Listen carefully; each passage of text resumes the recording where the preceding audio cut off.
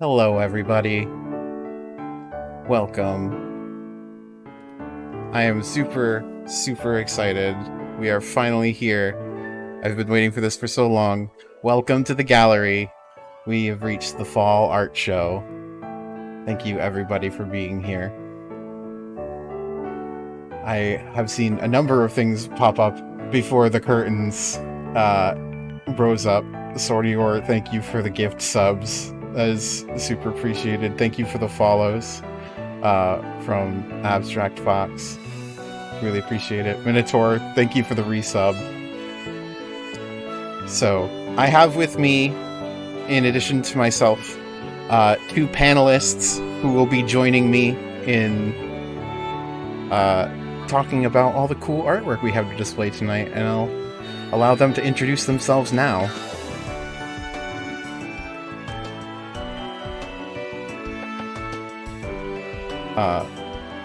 Come on.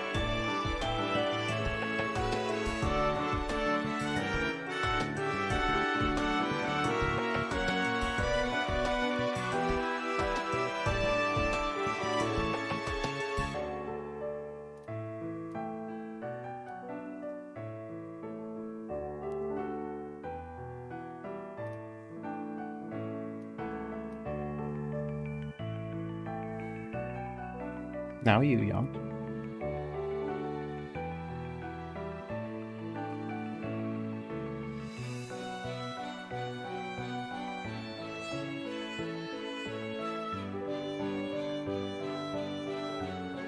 Thank you so much for being here.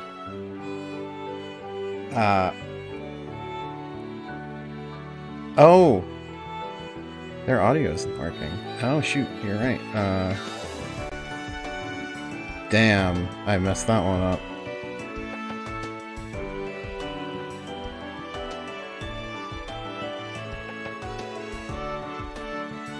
Oops.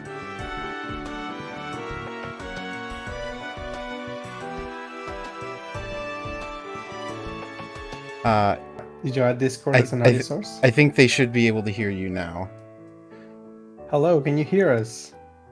You hear us? I knew there was something I forgot. So I had actually intended to disable a lot of the point redeems because I didn't want to distract from people's art. Just had the most emotional introduction and they weren't able to hear us. Would you like to reintroduce yourselves, you two? I'm sorry. Go ahead, Matt. Okay. Well, I am Matt the Matt. I am the goat. I am the middle one. And thank you very for inviting me to this event. I want to see all the pieces we have in this first event we have, the art gallery. So I am really excited to see what picture we have. Thank you for joining me. Hello, I am Young the Som. You can call me Young. Thanks very so much for having me on this event. First time that you do an art gallery, so I am thrilled to see the beautiful art that people have sent your way. We can tell that it's the first time because I forgot to include the Discord audio source in OBS. Heck yeah. So I wanted to treat this art with respect, and I wanted to treat all of our viewers with respect. But I also don't want this to be too formal or anything like super serious or anything like that. I want it to just be like a celebration because we got a ton of really amazing artwork submitted. And I really am just flattered and so excited that we have so many amazing artists here and so many people interested in seeing that art. So I'm really looking forward to it. I'm seeing a bunch of subs and whatnot. Thank you, everyone. It looks like Ali and I know Minnow subbed and Swordior and Dako. There's a hype train going right now. I have the alert box muted just again to make sure that we're not interrupting any specific artist's time. But please know that anything that you give, I really appreciate. And I am paying attention. I just want to make sure that we're respecting the artists here. Yeah. So, let's talk a little bit about the art show itself, since this is my first time doing this, and the first time a lot of people do. Oh my god! Okay, well, I have to acknowledge that. Some new orange, thank you. Dakadel, thank you. Strangely Gifted 10, thank you so much. Okay. Let's fucking go! Sorry, no, sorry. You can... It's okay. a museum. Can't swear. I don't know, it's fine. Thank you so much, Stringy. I can't even begin. Thank you. And thank you everyone for being here. There's already so many people, I don't know if I can say hello individually, but I just thank you all.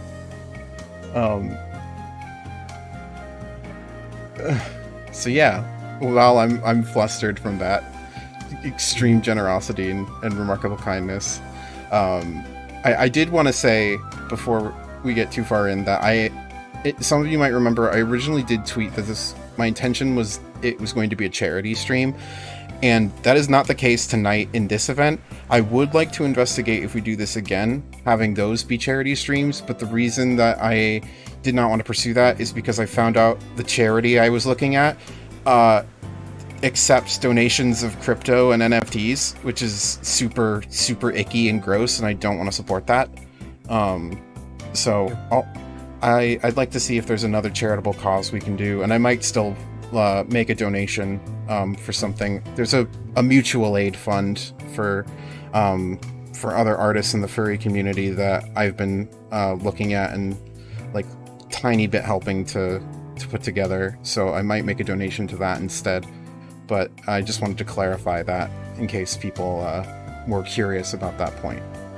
But yeah, now that we're here and we're in it and we're in the art show, let's go. Let me make sure that I've got everything good here. And we can continue. So, this control.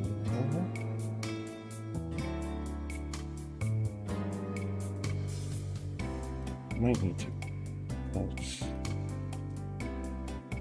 go and here. Suggested viewers instead donate a small item to a local food bank. Yes, that would be a really good idea. If you can do that or have any ability to do that, I highly recommend doing that.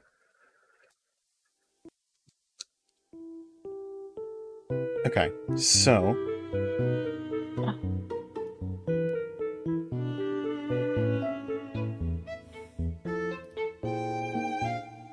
do this.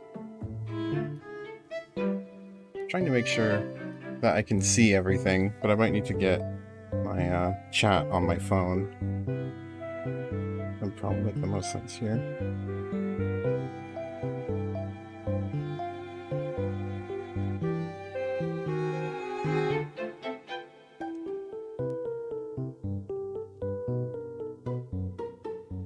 Pet.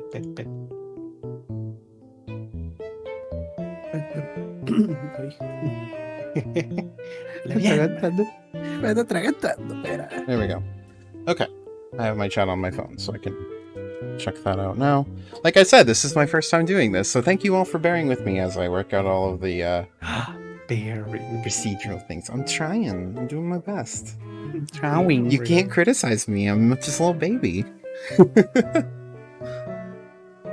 Okay, so let's talk about what is the goal of the art show a little bit. What I really want out of the art show is that I really want to celebrate and appreciate all of the artwork that people in this community have, because there's so many talented artists in the furry community at large, but also specifically ones like in my Discord server, who are like in my stream community, in Yong's stream community, in Mott's stream community. There's like a lot of overlap between different areas, this section of the furry fandom, and I just wanted to give people something kind of unique to show off their artwork in a slightly more professional setting and a slightly more regarded setting. Something that is like a broader celebration of everything. And so I think that this will hopefully be a way for people to discover new artists, for people to see someone they hadn't been following before and go and support them. And so if you see artwork on here that you think is really cool, I'm going to be including everyone's, basically everyone wanted, with the exception of 2 anonymous submissions, everyone included their Twitter as a way. So you can go on Twitter and check out their name and follow them. It'll be on the screen along with their artwork, and you'll be able to see that. The other thing is that I gave as an option when people were submitting, if they'd like their artwork to receive a critique, this would be an opportunity for that as well. Now, this is a live streamed event, and obviously the chat is totally able to participate in everything, but I wanted to make sure that we're all on the same page with the word critique. I think some people have different ideas of what a critique is, and so I just wanted to go into a little bit about what kind of a critique means in this kind of a setting. So, a good critique will talk about all of the parts of a piece of art that were performed well, and also provides feedback for areas of improvement and suggestions for new techniques to try. I've seen a lot online, especially recently. There's this feeling that criticism and critique is talking about why something is bad, or like, why is this thing the worst thing, or things like that. That's not a real critique. Insults, demeaning words, anything like that, that's not a critique. So instead of being a way of saying this thing is bad or this part of this thing is bad, it's a way of saying, here are all the really cool things that you did. You listed your goals for what you wanted to achieve with this piece. Here's what you can do in the future to get a little closer to your own goals. And so what I've done is I have included up at the top left, you'll see that critique requested icon up at the top left. So anyone who did request a critique, what we'll do is we will provide that feedback of here's what you can do in the future to improve, or here's something you could try instead. If you do not see that in the top left corner, the artist is not asking for a critique, so instead we'll just keep it positive. We'll talk about the things we like about the artwork instead. And we'll be talking about the things we like for all of the art, because there's things to love in literally all of these pieces. I'm so excited to share them with you. So hopefully that all makes sense, and hopefully this doesn't feel too much like school, because we're about to get into the actual art itself. And so I'm excited to say, are we ready to start looking at artwork, guys? No, I didn't study. I don't want to study. I am part of the graphic designer, but I'm the creative artist. You can this doesn't have to be super formal, and there is straight up, there's a couple pieces in here where people requested critique, and I'm like, I don't know, like, this looks perfect to me. I've got nothing to add to this.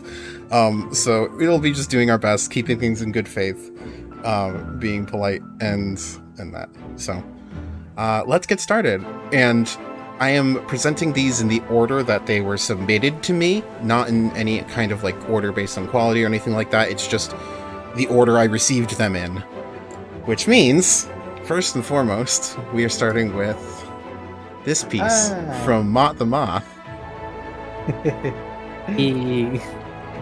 So, this was submitted by Mott, and Mott's description of this piece is a quote. From autumn, I learned that even if the leaves fall, the tree will still stand. Mott chose this subject matter because, when I like to think in my life, I always like to go to a tree where it's my best friend, and I still feel there the tree is with me, telling me to continue strongly. And Mott's goals for creating this piece was that he wanted to practice drawing using vectors and no line art. Is that about right, Mott? Yep. In this piece, I want to more use better illustrator. So that's why I don't use liner. Obviously, when I made the sketch, I made a liner for guides, and when I use the vector, I just use the line for give me an idea where I gonna need to put the points of the vector. Awesome. So, I mean, this is about talking about what we like about the art, so I'll be clear. I've always loved Mott's art. I think Mott has a really unique, really cool art style, and I think it's super cool to see Mott working with vectors here. I love the shapes and colors of the tree. All of those leaves feel so good. There's no spot that feels too bare or anything like that. It all feels really nice. I really, really like how all of the leaves are falling and collecting at the ground. I like seeing your character there. This is all, like, really nice. And the choice in colors as well matches the theme of fall colors for the fall art show. With the description that Mott gave about the piece, seeing the rings now makes more sense to me. Mm-hmm. Why they're there. So yeah, that's a really nice detail to add. So that it's not only the tree and the leaves that we see, that's also the... Yeah, those concentric rings out a lot. There's like a lot of energy there in those lines. And I like the leaves up at the top of it. It reminds me of like a wreath. Mm-hmm. Oh, perfect. So Ashel, for the people that... Actually, Ashel's linking directly to Mott's page. So you can check the chat, and I'm having Ashel help out by providing links to the original posts and to the artists in question. So please, if you haven't been following Mott, go do so. So yeah, this piece is fantastic, Mott. You did a really great job. Yeah. Thank you. As far as a critique, because Mott did request a critique, there's really not much I can critique on, to be honest. I don't have as much familiarity with Vector, the line style, not the crocodile. But the one thing I would say is I love your goat character. Your goat character is fantastic. I think because the goat's fur is dark and the tree's trunk is dark, some of the details are getting a little aren't as clear as they could be. So I would say, like, maybe you could try using a little bit of a lighter tone or a little bit of lighting on the goat's fur itself to help him stand out from the tree itself. That would be really the only thing I could think of, though. Everything else is, like, really well done. Yeah, because even seeing it like as it is, the scarf really helps, like, Yeah, draws your attention to the character. that scarf Otherwise- is doing a lot of work. Yeah. And so even like a different, like if the shirt was more fully orange, for instance, or like another color was in there to separate the goat from the tree, it would really help stand out. But no, I think you did a fantastic job, Mott. This is really, really excellent. Thank you. And thank you for the criticism. I'm gonna take it in mind for next work and Good. improve more. What does the And- chat think about the artwork? Chat has been really loving it, and I agree with them. I think it's fantastic. And so, something I didn't say out loud, but it was on my slide about critiques, was that the other thing about critiques is that everyone is going to have a different opinion about them. And so, what I say isn't objective. Any critique I give, or any critique Jan gives, any critique Mott gives, or anyone, it's all matter of opinion, how we feel based on our own sensibilities. And so the artists in question, if they decide that the critique itself isn't useful to them, they don't have to accept it, and that's fine. So these are, again, suggestions for things that they can try. So Yeah. it's just different ways and techniques. So I just wanted to make sure that we were reminded of that. Thank you, Mott, for your submission. This was great. And I think now we can move on to the next piece of artwork after I take a sip of water. that you can hear me squeaking. My water bottle's squeaky. I don't know why. Abstract Fox says, I think the red ring is too distracting. Maybe a darker orange would work to match with the color scheme, but that's just my opinion. The red ring is definitely the strongest of the rings, I would say. So, like, it catches the eye a little more than the others do. But I also kind of like that there's a strong barrier with the ring. So, I think, yeah, it kind of goes for, like, preferential there, what the artist would want. There's something I would like to add that I don't know if this is, like, intentional. If this is the entire picture, I would personally add a little bit more of space and room to the sides of the picture, so that the lines aren't like at the very edge of the canvas, unless this is like how intentionally the picture is meant to be. Yeah, the rings with little space at the edges, with the cropping being so tight, does create like a sense of like tightness, and that might be the goal, which is another thing to keep in mind, is that like a decision that might seem strange, if you're thinking about the goals of the artist, actually might make more sense. Yeah, so that's why I said if it's intentional, then it's fine. Yeah, but if not, then I would add a little bit more of air to breathe. alrighty. Let's go. Alright, let's move on. Here's the second piece that I received. This is from KaimDragonite. And so here is Kaim's description of the piece. This is a portrait of my friend and his Twitch streamer, StarkyMorph. I painted it as an early birthday gift. His persona is a shapeshifter, and he's sitting by the fireplace and watching himself transform. As for why KaimDragonite chose the subject matter, the intention here was to provoke a sense of introspection. Basically, Starky is contemplating who he is as a person. Kaim's goals are as follows. What was most important in making this piece work was making sure the anatomy and the lighting and values were correct.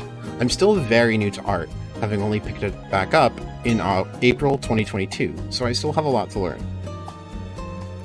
April 2022. You did this! And you made this already? That's exactly what I was gonna say! April 2022 and you did this! That's so cool. This is so cool. So cool. I love the lighting is coming from, like, likely a fireplace or candles or something like that, but I love how consistent the lighting is coming from the front where the viewer would be, and you can really get a sense of that. That dark shadow in the back works really, really well. Yeah. Oh man, I like its mid-transformation. I think that's a really interesting detail too. I really like the colors of the crown. I know it's black color, but with the lighting, I really like how it's so comfy, the color with the picture, with the result, so the dark colors to a bright one. Yeah, it makes it pop. Yeah, definitely. It really, like, especially the contrast, because I can see that there's like orange hues for the shading in the skin, and then the blue for the crow feathers is really nice. So I really like this. I think this is done super well. And again, if like you were starting back up in April of 2022, you've already made like a bunch of progress for this. So this is really nice. Yeah, this is very good. So a critique was requested for this, and so I want to make sure that the critiques are adhering to the goals that were listed. And so, as stated by Kaim, the goals were making sure the anatomy and the lighting was correct. I think you nailed the lighting. I think the lighting is spectacular. Like I said, super consistent, coming from a direct source, working really, really well. Colors are popping as they should. I would say where you'd probably want to put in a little bit more time and practice is into the anatomy. And there's just like a couple places I want to highlight. The main one is a mid transformation, but where the feathers end and the arm begins, that just looks a little bit flat to me. And so what you could do would be you could look at like the shape of the arm and like the different ways that like the shoulder works. You might consider adding some lines to accentuate the roundness of the shoulder, and that will kind of help make sure that everything is all looking three-dimensional and constructed. So practicing things like basic 3D shapes like spheres and cylinders and things like that, and how to use lighting on them, can also really help with that, because if you think of it, the human body is kind of all broken down into these different basic shapes: cylinders, cones, spheres, things like that. And so I would say the anatomy for there, and then also making sure like proportions are consistent. The human knee that's up looks like it's sticking out just a little far to me. It looks like it might be just a little bit longer than the other leg, but I don't have like a ruler, a way to measure, so I might be off base on that one. There you go, getting all the critique points, and he doesn't leave us anything. I'm sorry. Is that what you were gonna say?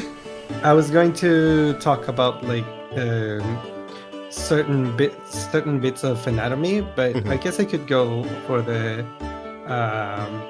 parts that are highlighted. You can tell that the light comes from the front, but yeah, it's just a matter of getting used to where the light source is coming from and how it's going to envelop the surface where the light touches. It's a little weird, but sometimes we think of light as it just lands on it and it's flat, but it's actually like it wraps around the object. So, and the closer the light, the harsher the shadows that the objects are going to cast. So in this phase, I can see it, like it feels like the light source is very close to the character. So the shadow that the propped up leg on the knee is casting, I feel like it should be a little darker on the body. It should be more noticeable.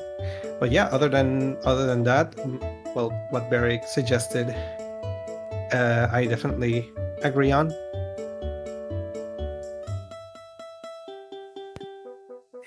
Oh my god! We take all of your points. Yeah. I'm sorry. Mod copy paste. Copy paste what John said. Also, Ma, if you think it's easier to say something in Spanish, we can translate. Okay, I when mean, you can translate, Beric, right? We, you and I, we can translate. okay, well, one thing I don't know why my point of view is just focusing is in the part of the human, in the leg, in the foot. And down there's a lighting. I don't know if the leg is what, I don't know. I don't get so much how is the leg position. So that part in the little little finger and in the foot, it's light up. I think that part can be darker, yeah, shaded. I know it's the fire is in front, but I think in that position of in the leg. Es que el pie está viendo de frente, está completamente de frente. El pie en realidad queda enfrente de la rodilla. Entonces sí está bien que le esté dando luz al dedo del pie, a los dedos del pie. No me refiero a los dedos del pie, me refiero a la parte del chamorro, la parte de abajo del pie. Ah, okay. Oh, he's talking. Are you talking? You say the little fingers. Yeah, the part. Okay. No, he's talking about the thigh of the bird leg. Oh. Right? La del pájaro. Mm-hmm.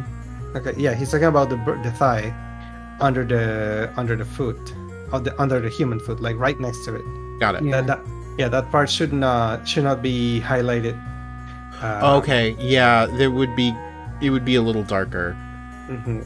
Right. That's my only focus point was when I was seeing the picture. Yeah. Overall, it's just a little bit more practice of highlights, but I mean, I can't judge you, or I can't criticize like harshly or Yeah. anything, because you said you started in April, like that's 3 months. Yeah, genuinely, Sorry, like 6 months. yeah, like all of these things that we're pointing out are basically nitpicks. Like it's just if you want to take that art to the next level and it's already really solid and very good, I think literally just continue what you're doing. Keep practicing, keep looking for things, invite that criticism, look for things, and sooner, like more and more of those little things are going to go away. There's going to be less and less of those little spots, and it's just going to be really tightened up and really polished. So really well done, Kaim. I really like this piece.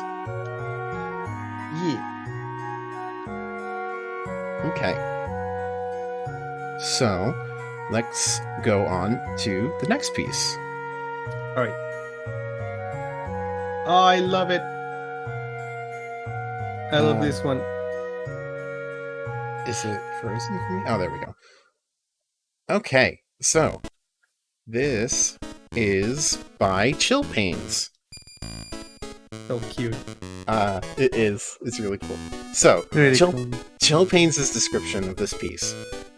A quiet golden hour in this leaf-covered town, inspired by my hometown and my favorite season.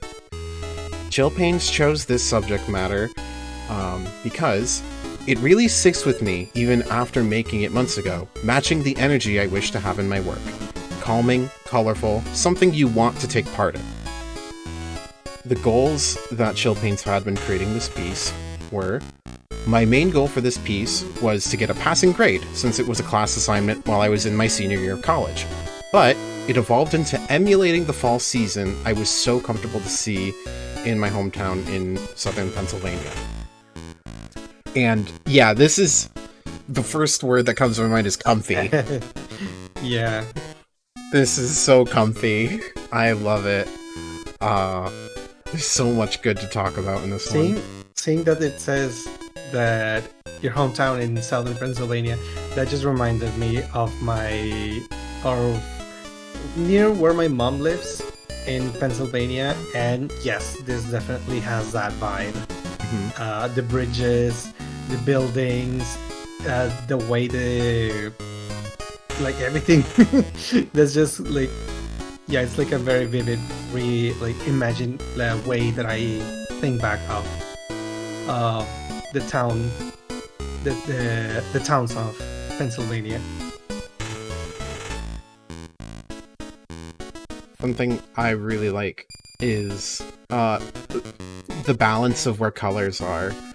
I really like that you can tell there's blues and greens in the bridge and the road, and how there's that like bluish green store in between the two red brick buildings. That is it's balanced so well, and the almost white up at the top from the sun to like a yellow to an orange to a pink to a more of a red for the sky is really nice. Okay. For me,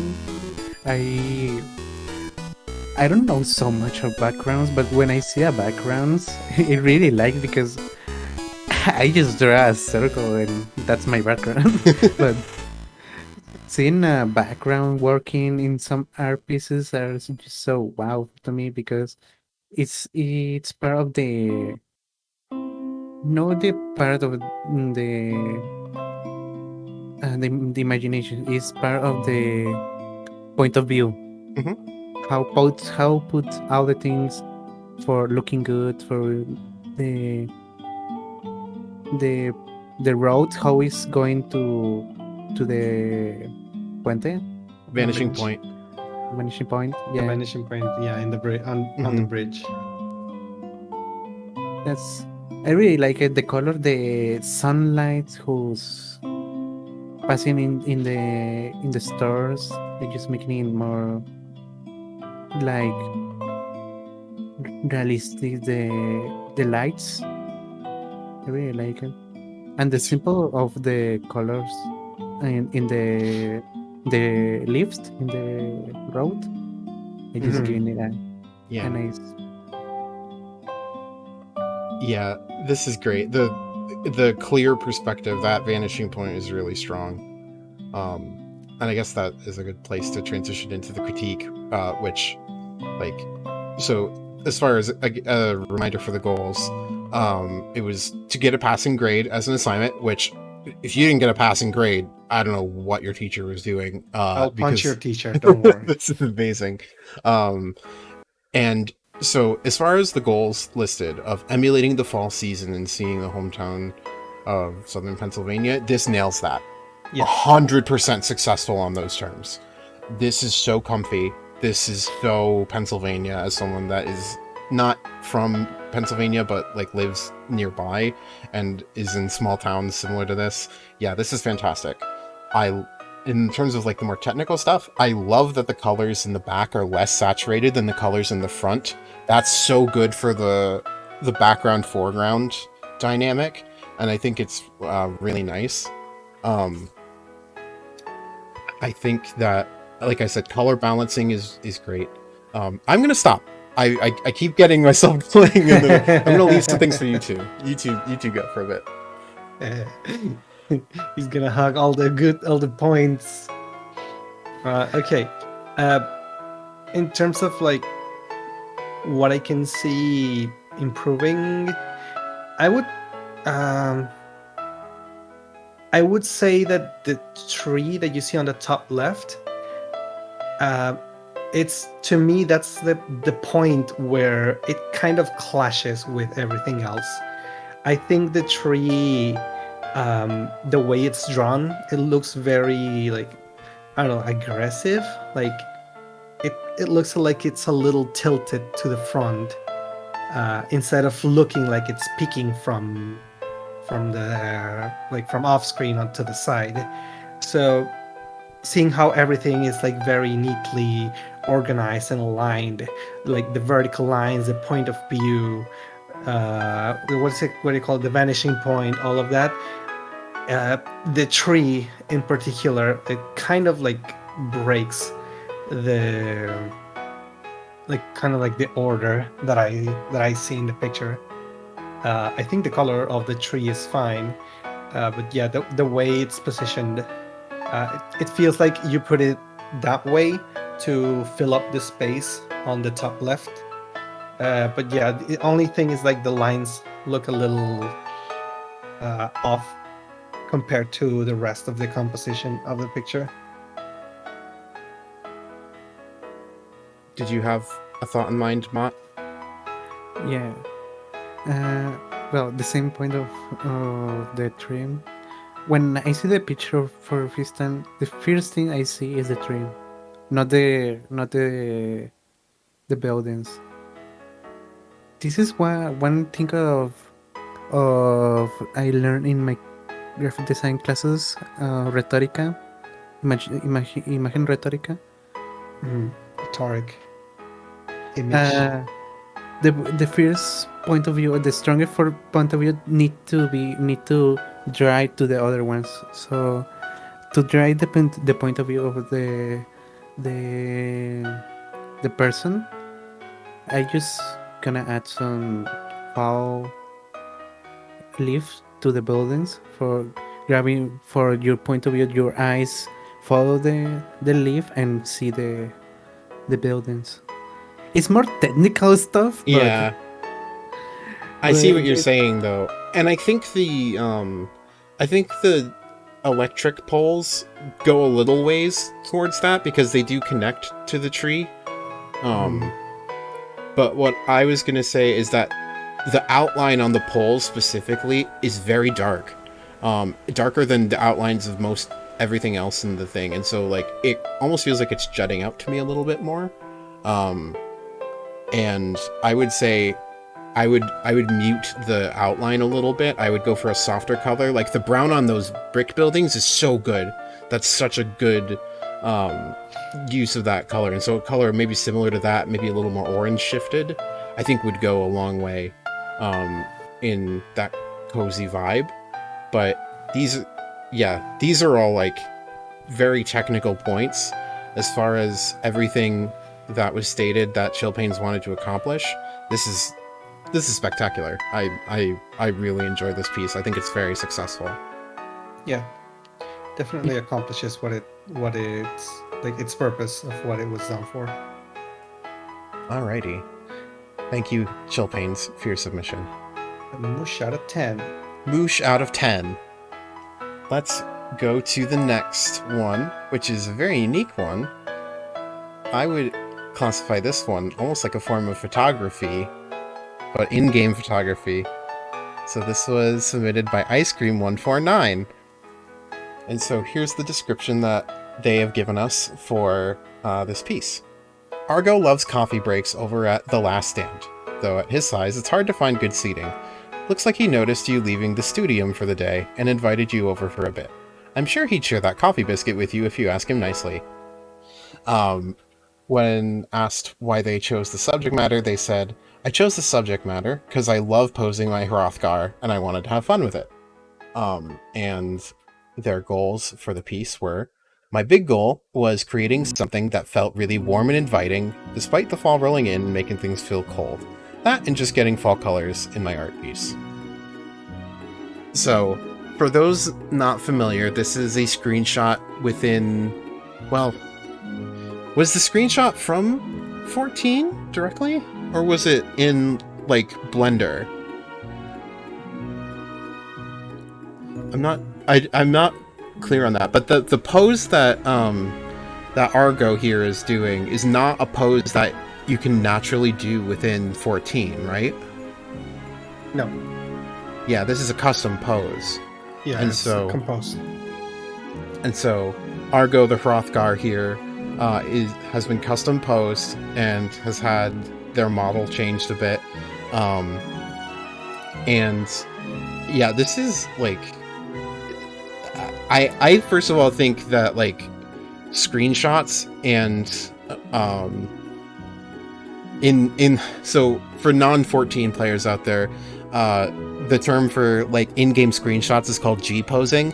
I see so many cool like in-game screenshots of people doing custom things, adding cool filters, and I think it feels like its own form of photography, and it's something I unfortunately don't have a lot of like specialization in, so I can't like explain how everything is occurring in this piece the same way I could in like a drawing or a painting, for instance. But I really like this. This is super cozy. This absolutely accomplishes of what it sets out to do and feeling warm and inviting. I love the fall colors. I think the color palette is great, especially the choice of colors for what Argo themselves are wearing.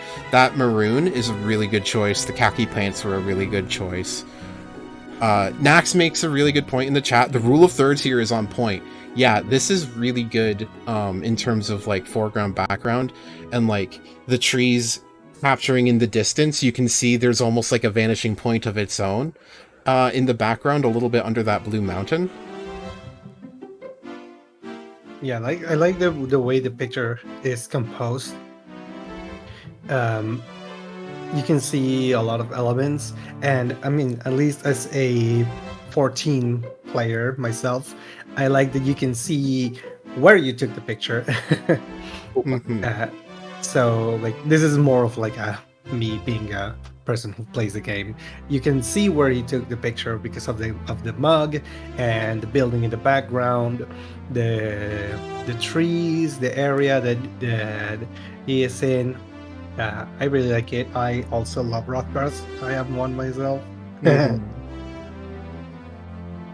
Okay, I'm gonna talk in technical. So I really like the how he used the rule of three, rule of third in the picture. Just move a little the rotor to light, and it's perfect. Just a little, but I love how the row of three is good. Is in the point. Is one is in the coffee. I put my row of three in the picture. Is one is in the middle of the coffee and the cookie, and the other one is in the face. So the two things are in the point of the more strong point of view, the tea and the cookie, and then the face. And the sky is a point of take a break of the when the eyes just take a break for seeing stuff. And then we have the grass. We had some other thing to give it more space to the picture. So the real story is it's good. I really like how it use the American plane American plane for the picture when you can see almost not the full body but the for the knees Mm. Yeah, knees Mhm. up. knees up. And I really like how he used that the American plane in this picture. The colors are just the one other thing. The how cálidos Warm. warm colors in the Mhm. picture are just good. I really like how he. I don't know if you try to use the photography things in the picture, but if you it was your point to use it, they are good use it in this Mhm. picture. Yes, well done. As far as a critique, I feel woefully underqualified because it involves 3D modeling and editing poses and things like that, so I don't know how much help I'll be able to be in this case. I'm sorry, Icy. Um, I think a lot of what Mott was saying was good advice. I agree. I think if shifted a little bit to the right, I think that would just make it that little bit nicer compositionally. I don't know. I don't think there's anything else I know in terms of like things you could try for the future. This is just very cool to me. I just would love to see you do more. Okay. Demasiada ropa. Ese es otro punto. Yeah, I was gonna say something like that, Mod. Mod just say too much clothing. I was gonna say my only complaint is that why am I not there admiring the Rothgar Booba? Yeah, I'm sorry. There's just a little bit too much shirt going on over here, so we're gonna have to dock you some points on that. But it. Oh, Ashel makes a good point. It's fall. It would be a little chilly. I don't care. It's a Rothgar. They have They have love, so no, that's not an excuse. I think. Oh, something that I would add, because I know your character, and I mean Rothgar are looking cute.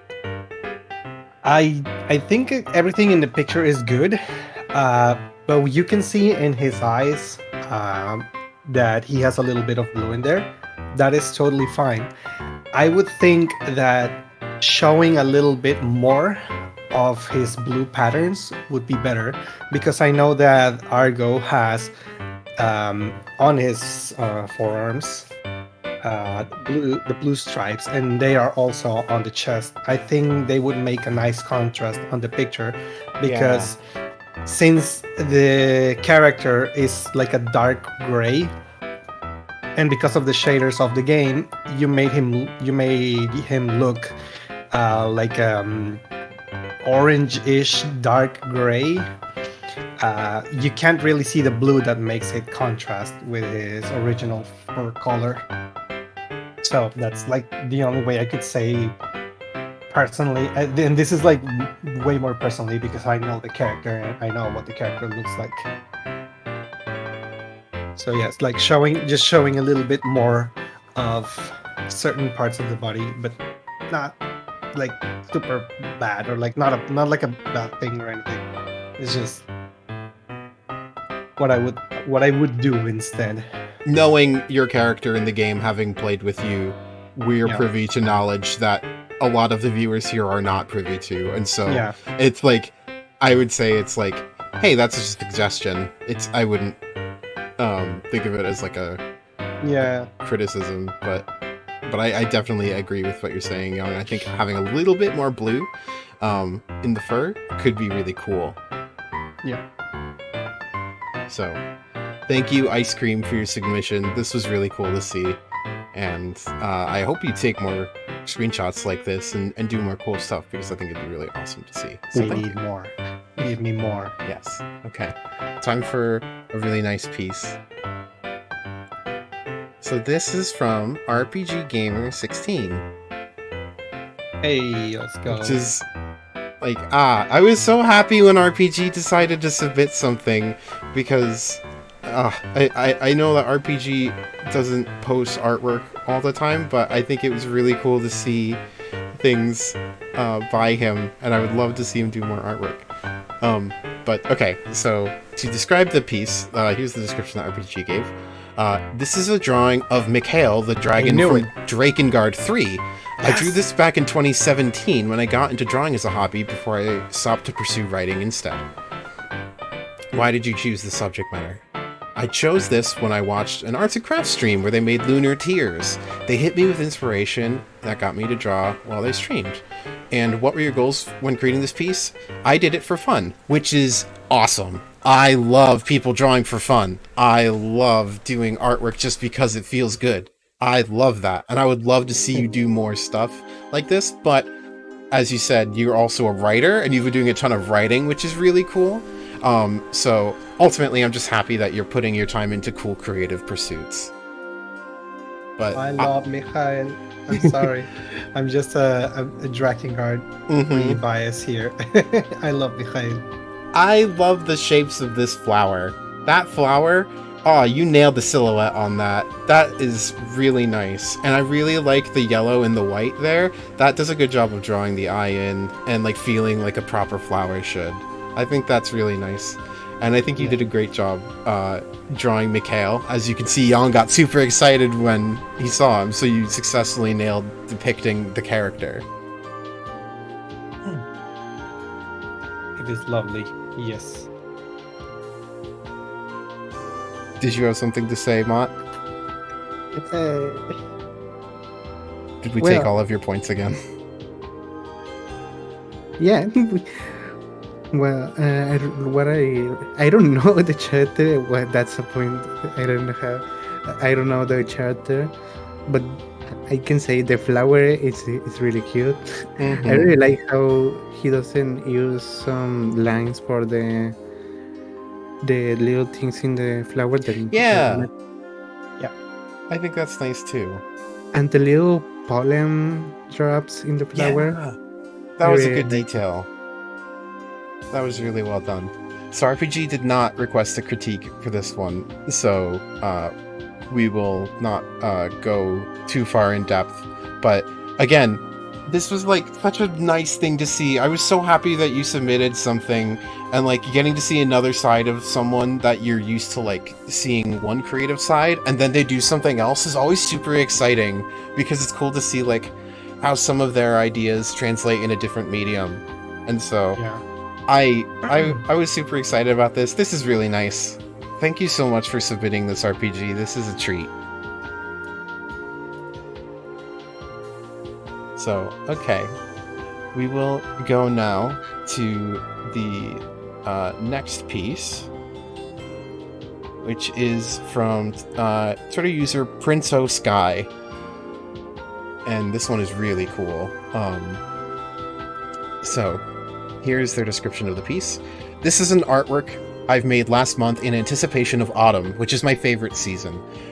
Featured in the piece are my friends and my characters, who are based on Axel and Roxas from Kingdom Hearts, respectively. Why they chose the subject matter? I chose the subject matter because I adore working with muted autumnal colors, and the characters depicted mean a lot to me. What were the goals when creating this piece? I hadn't painted an autumnal background in a while, and wanted to have a dip at it again. But I also wanted to make my friend smile, as he always gets super happy and excited when I draw our characters together. I would also get super happy and excited when I see this, 'cause it's so cool. The textures here are so cool. I also think like it's great that it's like a nod to Axel and Roxas. You can tell there's inspiration there, but like there's also some differences taken in making it feel a little more organic. Yeah. I will try not to take all the points. I'm trying to be better. I'm gonna say the details. I really like how the little vapor, Steam. this thing in the show, when a brain they are saying that it's a cold. So in the picture is making that feeling. It's a cold day, and I really like that detail. And I see a little charm. It's a Sora crown. I don't know. Oh, the Kingdom Kingdom Heart. Hearts crown, yeah. I see the details. A little different. I'm really picky with the details because I really like to see the details in the back. The background is, oh my god! I Yeah. don't know how you can draw this. It's so beautiful, and the little leaf in the and up there In the front, is- yeah. in the front, in the top front is making not the strong point of view, because the strong point of view is the red chatter in the middle, and you can see the little leaf and drag you to the little chatter is inside the other one, and that's make a circle. I don't know if you see the stain, the leaf. Character is making a circle to focus in the two face of the character. I know I am sound like super detailed, but No, these are cool details. I love that you're getting to use your art education for this, because that's part of what I wanted in the art show, is like getting to look at artwork not just from the like, oh, that's so cool, but also a little bit of the academic perspective of like, oh, here's the cool things that are actually happening. I really like that, and it's a really nice picture and really good use. Some of my art classes I'm making some progress to see. That's how. Enséñanos a Mota stare. Did you get a chance to speak yet, Young? Not yet. I just want to say that I really like the how to say it. To me, it's very important when there's like a couple of characters, or even just a character, to see where they are looking at. So I like how the characters are like looking. Like you can see that the one with the red hair is looking at the other one, and the one with the blonde hair is looking at the leaves on the top. Like to me, that's very important. It makes like a flow of where your eyes go to. Like your eyes make you look at the middle and you see the character with the red hair because it pops out a lot, and then you follow their eyesight, and then you follow the other one and you're like, oh wait, there's a couple of leaves just flying over there. And I really like things like that in art pieces like these. Yeah. I have two more points to make. This is not a critique piece, so we won't go too in depth on that. But one, the clothing, so good. I love those clothes. That's so cool clothing design. Cozy. I love furry fashion. It's so cool. Second, the handhold in the bottom, iconic. I love it. It's so cute. It's so cute. This is a delight. I happened to speak with Princess Guy in a friend's stream, and they mentioned that they'd be interested in the art show, so I pointed them in this direction. I'm so happy they submitted a piece. So thank you, Princess Guy, for submitting this. This is awesome. I love it. Yeah. So let's go to our next piece, which is by Exopaz. Exo. Yeah. So describe this piece for us. It's about a brave and kindly bull who is about to embark on what will become a life-changing journey, one where he loses and regains who he is while finding new purpose to believe in. In terms of why Exo chose the subject matter, I personally love autumn as a season, as it has such a unique feel to it and an expression of color that's breathtaking. What were your goals when creating this piece? The original piece was made to fully embrace my love for furry art. The autumn edition was a fun way to practice fun techniques. And yes, I actually got a chance to speak with Exo about this. So this piece was originally not as fall themed as it currently is. But what he did is that he took this piece because he really liked it and used a gradient map to adjust the values of a lot of the colors and push it more in the fall direction, and he ended up really liking it, and I do too. And I wanted to point that out as a really cool way to go back and look at some of your old stuff and see, like, what if I tried this with like a slightly different like vibe? What if I wanted to go for like a warmer vibe or a cooler vibe and things like that? It can be really cool to like take your artwork and see, like, if you push it in one way a little further, where can you go with it? And I think this is a great example of that, because this does feel super fall. Like, if you didn't know that ahead of time, you would have thought it was made for fall. Yep, definitely. I love this picture very much. Not belly biased or anything. My stream is 100% a biased for bellies space. Even in art show time, bellies are super welcome. And chat has found the belly rub emote, which is great. Yeah, this character is wonderful. I love the soft shading on the character, the color. That blue in the cape is so good with the pink and the warm brown. So good. Good colors. I love it. Very good colors, very good shapes as well. Oh yeah.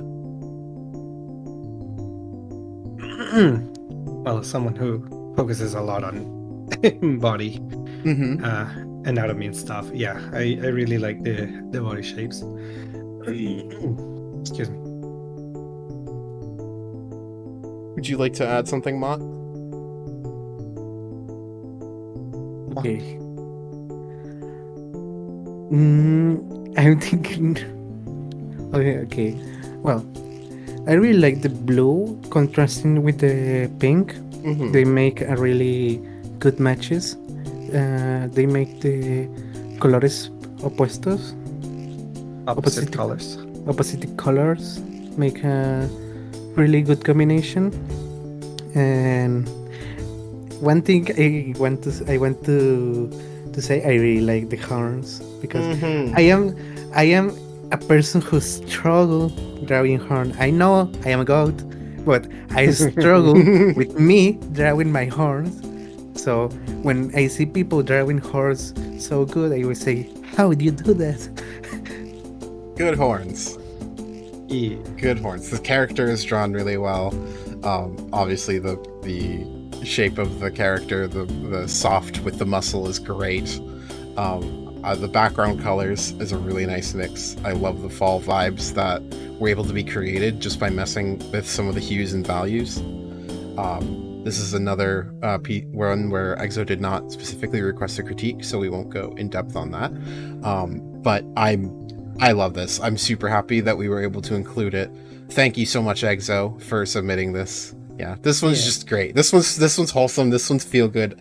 The expression on his face, I have the same one right now. I'm smiling. I'm happy. Okay. So, moving on. The next piece we have is from JonathanVair.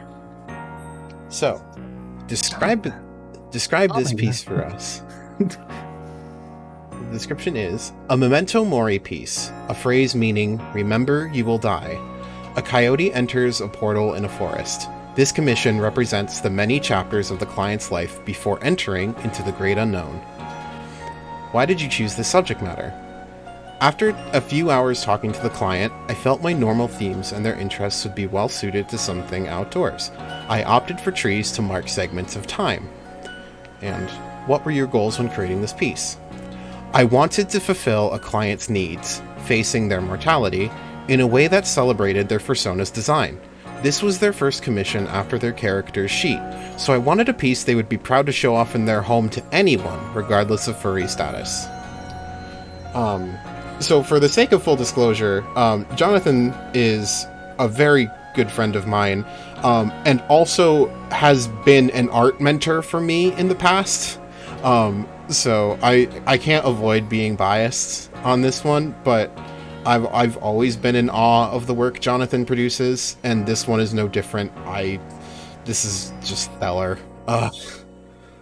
There's so much about it. Jonathan has an incredible way with using texture in his work, and building up all of these cool textures in different ways.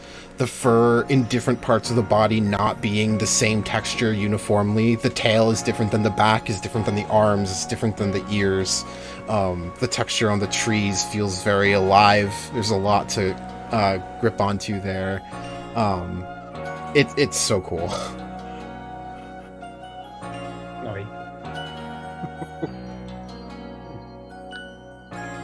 D2 have things you wanted to say? Yeah, I mean, what's not to love about this picture? There's so much going on it. Like, no matter where you look at it, there's something that you can see, like a very, very like up close details. I am very like the thing that draws my attention the most is like the portal thingy that the character is going through. It's like it looks very interesting to me. That's not how I would like think of a portal, so I like it. And that big pole in the back.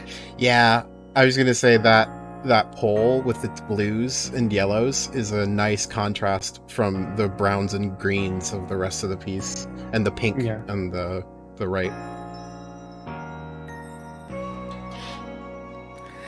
Okay, so John take my point, so I'm gonna say it.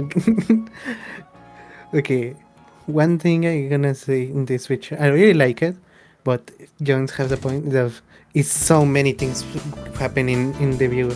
So for the eye of for the person, there's no star here. I know the portal is the strong point of view for the colors, but if you apply the three rows in photography, the pole is a thing of point of view, and it's good because the colors result too much with the picture, and it's a good point to start. So when you see the picture, the first thing you're gonna see is obviously the portal, and then the pole, and then the other stuff, the tree, the charter, and the background is in the ground. So if they want to know with the description you give us, the present the charter client before entering the green unknown. If he want to result the enter to the new unknown, that it's a good one because the first thing you're gonna see in the picture is the portal. Yeah. So, and that's the meaning of the picture. To enter to unknown. Yeah, so, and they're looking right at the portal, which is representative of the future. I would say. Yeah. So, knowing the el significado, the meaning of the picture, as the picture makes so much sense. Yeah. So Jonathan requested a critique, and I told him, like, Jonathan, you were my art mentor. I don't know how valuable the critique I give is really going to be. But I will do my best. Testing us. Maybe this is a test. So I would say I really like, I mean, almost everything about the piece. not almost everything. It's fantastic. The color balancing is spectacular. The eye is led exactly in the way it should be. The textures are all like really like visceral and they really grab you. There's so much to love in every single corner of the drawing. It's amazing. I don't really think I could, even to Mott's point of like the eye sometimes having a little bit of like a tough time gripping focus on something. I think with the theme of like thinking about the past, I think the forest kind of creates this chaotic space that the person's trying to get out of, because the inside the portal where it's pink looks a little bit more orderly than outside, which feels a little more chaotic. And I really like that. So I don't really have anything I think I could add on a technical level to this. The only thing I would say, looking at the goals that Jonathan said for this piece, I wanted to fulfill a client's need facing their mortality in a way that celebrated their persona's design. The persona's design is being celebrated as fuck. This is so cool. This is really, really cool. The facing the mortality, I think, is definitely accomplished by the subject of running like through the tall treetops. But I think in like furry artwork or fantasy artwork, a character hopping from treetop to treetop isn't necessarily always seen as a perilous scenario.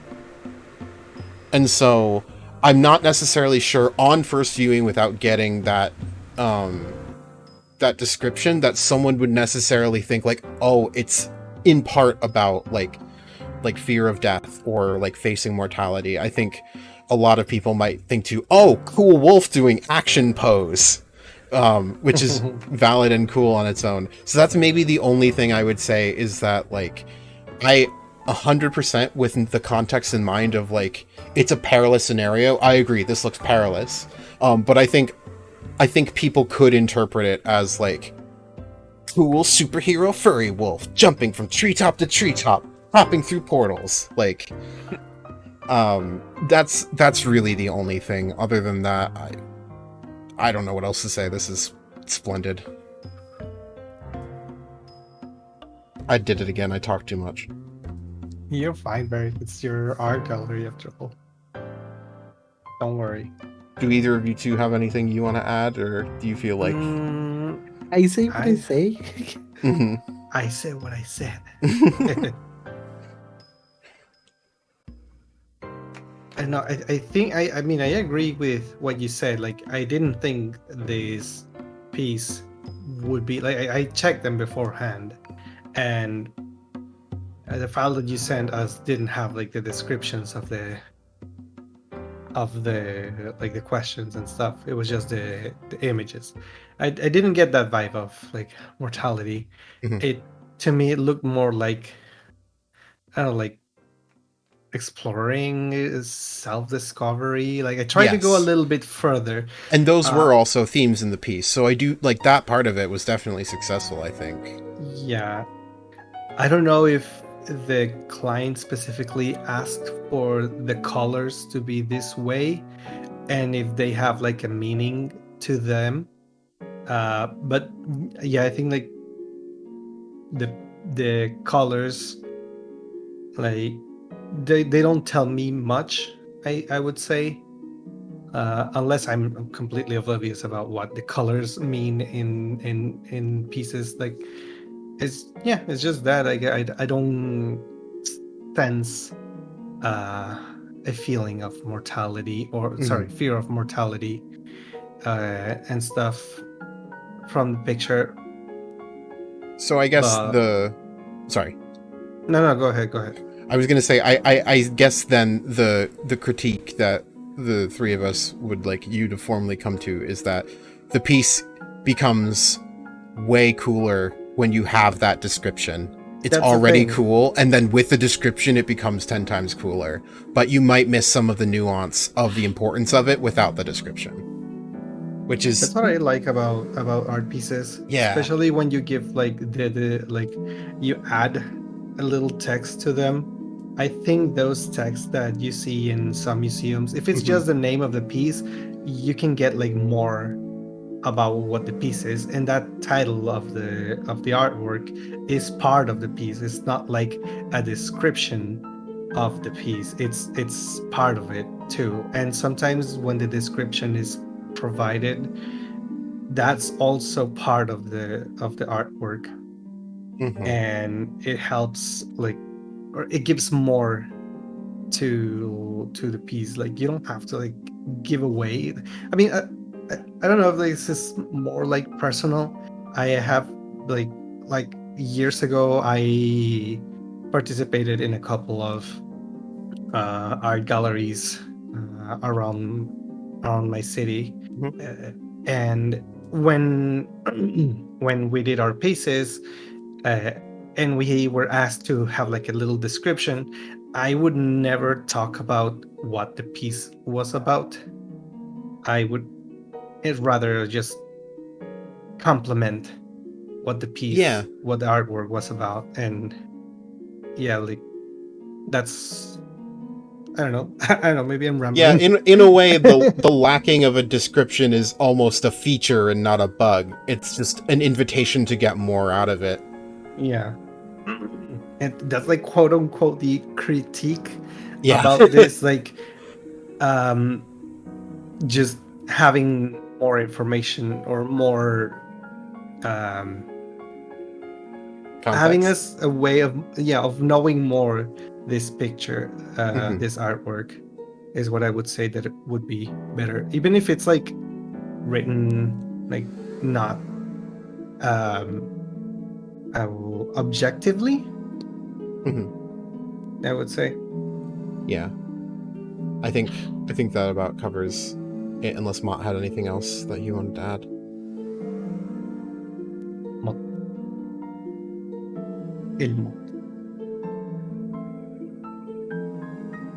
Mott. Están hablando. Do you have anything else do you want to say about this one, or do you feel like you've said everything? I say everything. Okay, that's fine. This is excellent. Thank you, Jonathan, for submitting to the art show. This is really awesome, and I'm glad I was able to show off your artwork. Okay, now let's go on to a very different subject matter, but a still very important one. Large comfy lads. So this is by Hal Cypher 471. Describe this piece for us. It is Fjeldsvin welcoming you inside a big boy onsen. People can come to the relax in the hot springs and feast to their heart's content, which sounds amazing. I love that. Why did you choose the subject matter? This was supposed to be a birthday gift for my dearest friend, Fjeldsvin. I wanted to express and give something special. The scenario is one of our biggest streams. I made Fjell the focus of the image because it was his birthday, but also made it look like that he's inviting you into the dream, being the hot springs and big boys before the viewer. What were your goals when creating this piece? I wanted to capture the aforementioned dream into the drawing, but there was a lot to keep track of. This was an overwhelming piece to work on, but I think I liked that because I was trying so many new things at once into one piece, and I was pushing my limits, which was my goal. So, to anyone that isn't, like, normally in my streams or anything like that, this kind of subject matter is the kind of thing that I like trying. Big boys are wonderful, bellies are wonderful, I enjoy them. I enjoy this piece as a result. I love all the characters. It looks super inviting, it looks super nice. Everyone is having a good time. Very chill, very good. Yeah. I will leave some points to you too. All right, let's see. I love the the margin, the borders on the picture, because it makes it feel like it's a photo that it was taken. So yeah, that's something that I really like as a detail of this. The whole onsen vibes, the colors, they feel very pastel, and that makes the picture feel more comfortable. It looks very, very inviting and very chill.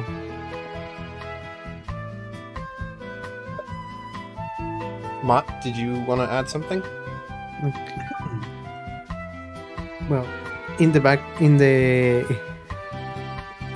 corners are little vapor. Mhm. So I really like that detail because it makes you feel warm and comfortable and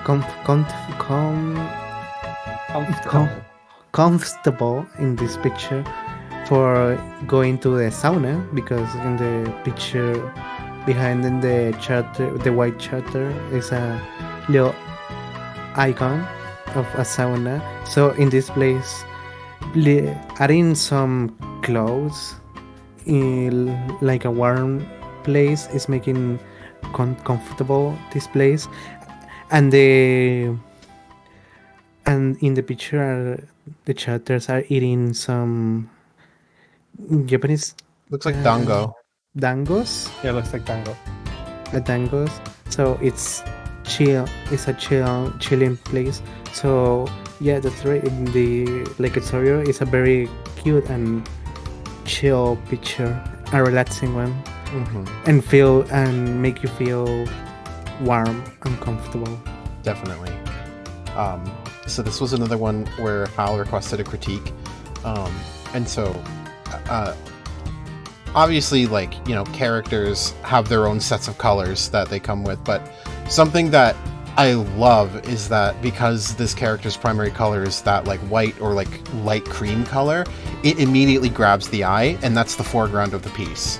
And then in the background, where you can see inside of the onsen, the colors are a little more pastel, a little more muted.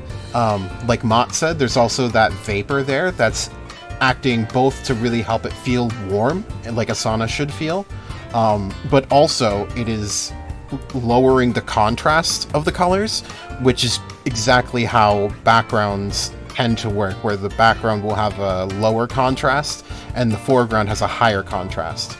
And also, as far as contrast goes, the purple curtain with the orange walls is fantastic. That's a really good choice for the curtain. It draws the eye, and then it moves you right to the pink, which is a really nice pink that goes well with that purple. And then you follow the tree down, and you get to see the onsen, and then you get to see the three nice big boys. So I think that compositionally is done really well.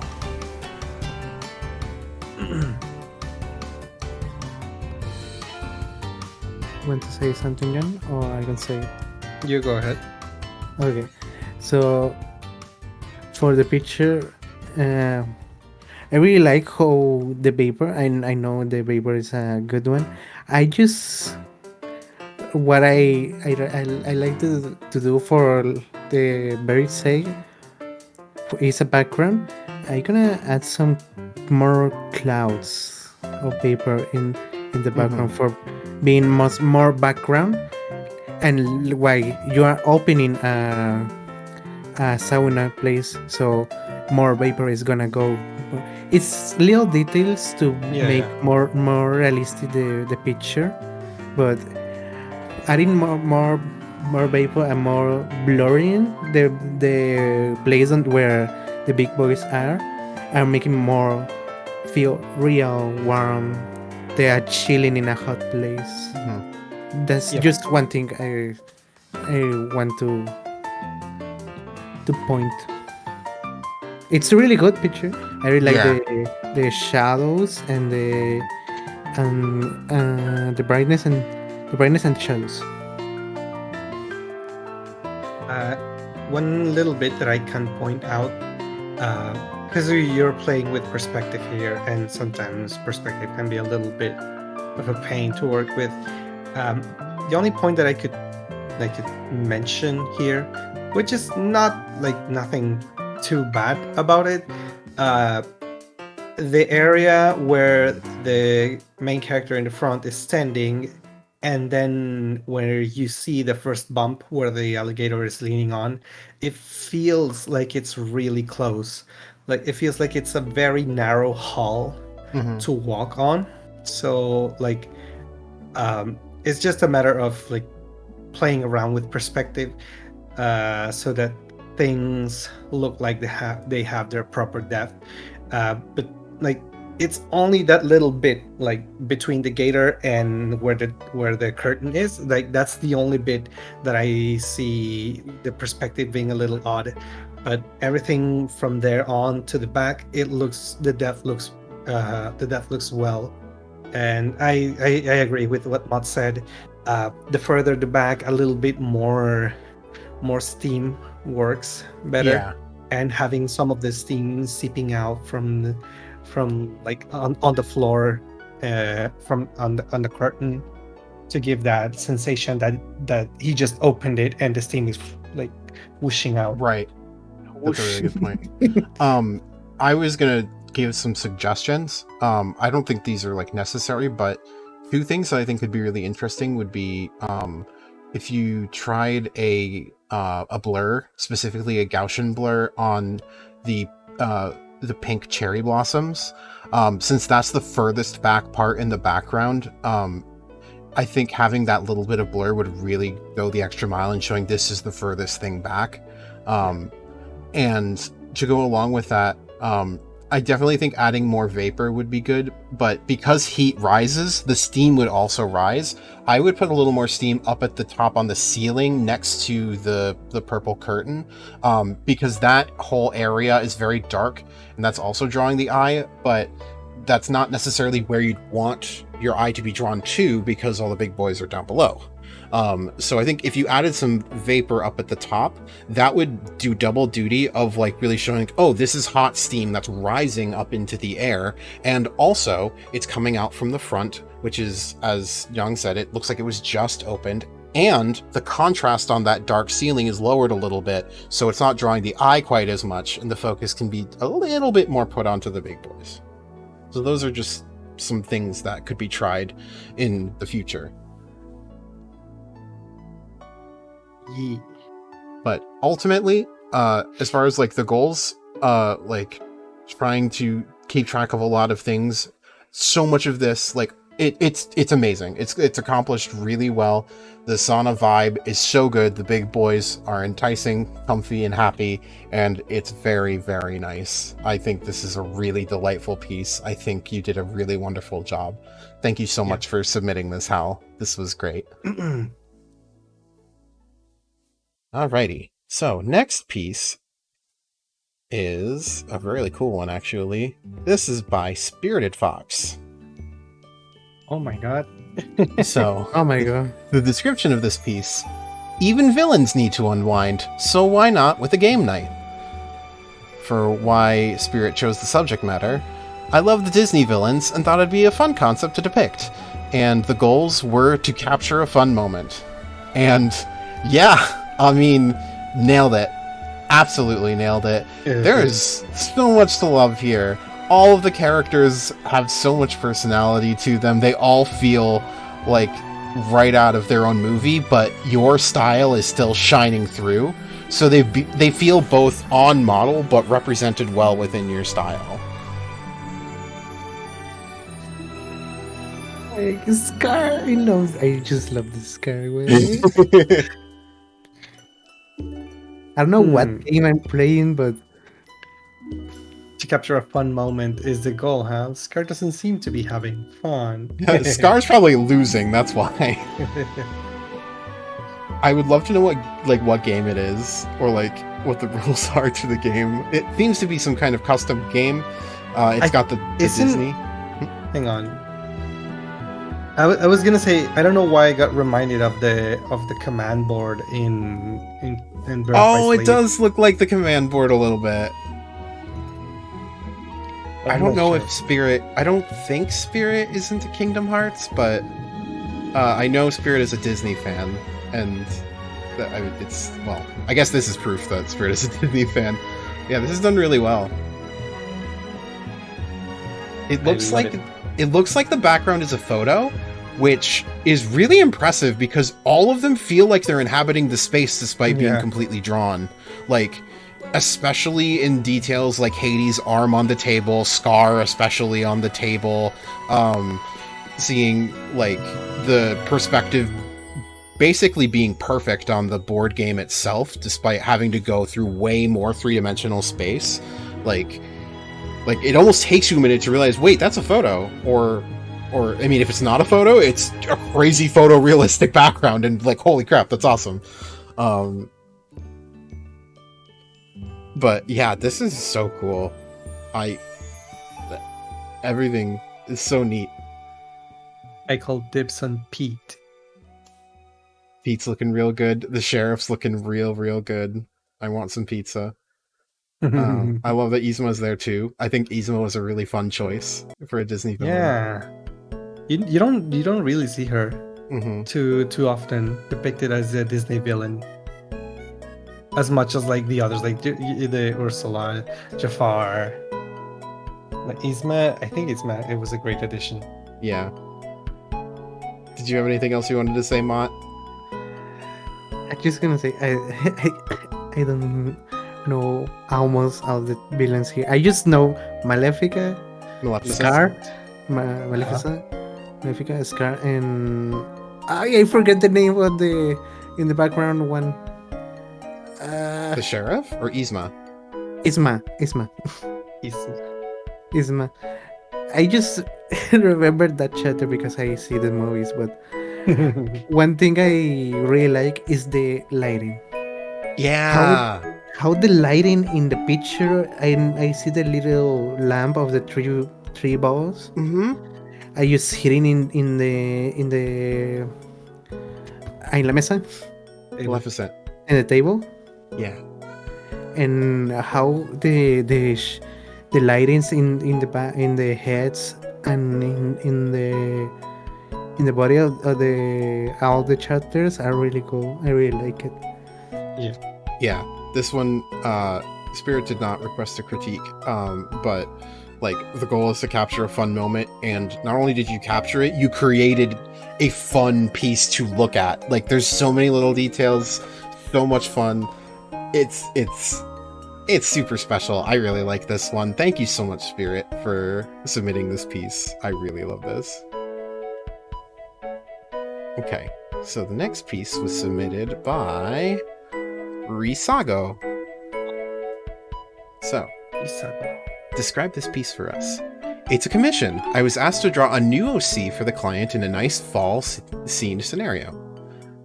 Why did you choose this subject matter? Riisago answers, since this is a commission, I didn't choose the subject, but I chose to do this commission because I wanted to try this kind of visual work and be a little self-indulgent in the process, which absolutely, I think that's the formula to success in commissions, is picking something that you have personal stakes in and love.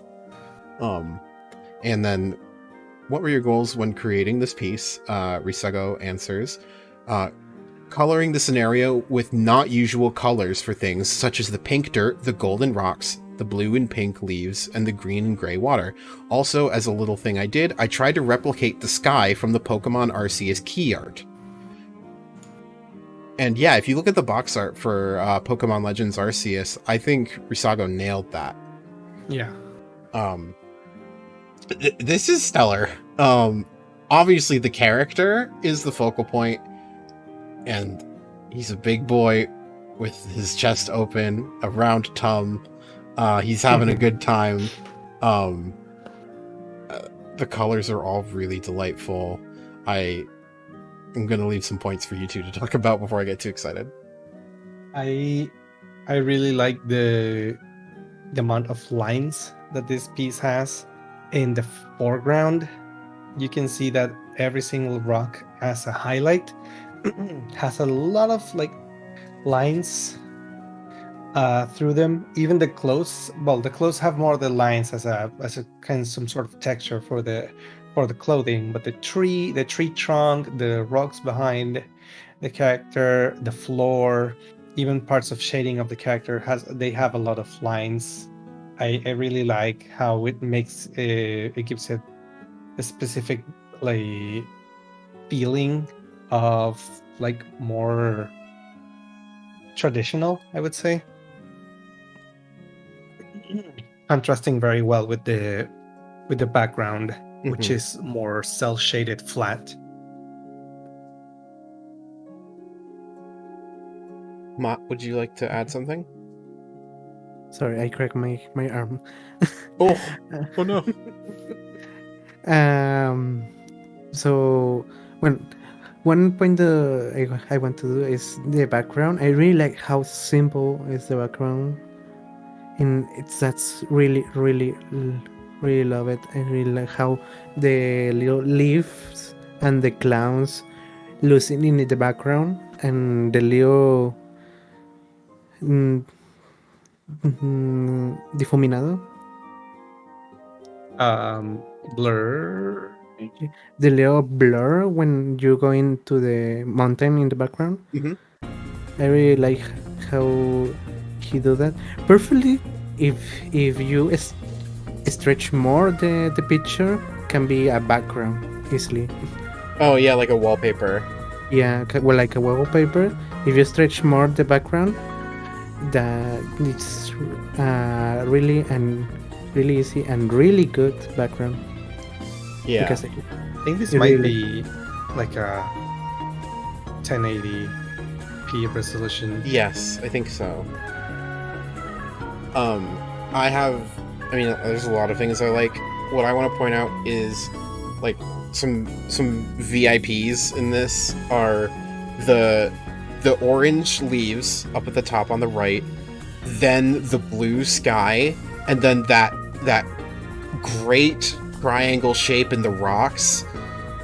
Oh, those are such good contrasts in lines where like the rocks are really like linear and smooth, but the leaves have like a lot of different little jittery parts. It hits so good. I love how faded the mountain in the background is. You can just barely make it out in the mist. I don't remember the name of those plants in the foreground, but the water sausages there, as Undertale taught me. Cattail? The cats. I love that. That's such a good detail, being almost all in black in silhouette. That's very cool to me. So Riisago did request a critique, and again, Riisago is an artist that I take inspiration from. I really love his art, and oh my gosh, it's hard for me to talk about anything. So the only thing is basically just a personal choice, which is, as Young said, there's so many good details in the rocks, especially with the amount of lines they have. The tree trunk in the background has so many lines and everything, but then like the sky and the mountain in the background as it gets further away is less detail. I don't know if I personally would have kept the leaves in that little bit of detail, because it feels, compared to everything else, much closer to the foreground. So I think it could have been interesting to have some of those detailed leaves, because there's some non-detailed leaves on the left too, and it looks, to my eye, like I would be interested to see like some like nicely rendered leaves in addition to that. But also, I can't deny that it helps so much with that vibe of like the simplified sky. So it's tough. Both halves of it are so good that I want both of them to... it's hard to say what I mean. Yeah, I think I understand what you're trying to say. It's an unusual liminal part of the drawing, the leaves, and I like it, and I think it succeeds, and I think it works well. But there's another version of this piece in an alternate universe where the leaves are more rendered, and I think that could look really cool too. I don't know. One bit that I can say, but this is more of I would like to see how it looks if it were this way, not necessarily that it would be better. I see that there's some things in the foreground that are even closer than the character is. The top left, you can see some leaves like peeking out from the corner, and then there's also some leaves like right next to his leg. Mm-hmm. that are also not rendered. They're just flat colors. Like those bits and the cattails I would try giving them a little bit of blur to see how they look like. I'm pretty sure Riisago most likely definitely gave them a blur to see if they looked good and decided not to. But that is just something that I would like to try and see how they looked to give it more of a photographic vibe to the picture, because this looks like this looks like a photo. Like, it looks very good. Matt, did you have anything else you wanted to add? See, Well, I like the transition of the left to right, how it's detailed. Mhm. The rock, the little rocks, and the tree, the shelter, the rocks, the grass in the sky, and the sky and the leaf to and in the mountain. It's a really cool how to make the transition to detail to less detail. Yeah. And I really like how is the design. I don't draw chatter with red or color like that, but make how we managed to match the color with the red. It's a really cute and really cool. I think Riisago absolutely succeeded in his goals for this piece. I think making these choices in colors all worked out stellar. These were all really smart, informed choices to make, and they all balance well. I think it's really difficult to take a primary color like red and say, okay, I'm going to balance the rest of the piece around that. But, like, Riisago nailed it. This is fantastic. Just really good stuff. I love having it here. So I would say that about sums up what points we were going to make. So thank you so much, Riisago, for submitting. This is awesome. Okay, next piece is a really nice one, and it's from LoboPeluche, or Lobocito. So Lobo. the description of the piece: different color pumpkins done with watercolor paints. For the question of why did you choose the subject matter, Lobo said, I'm trying to learn watercolor painting. This fit the theme while also being relatively simple in order to get some practice at the same time.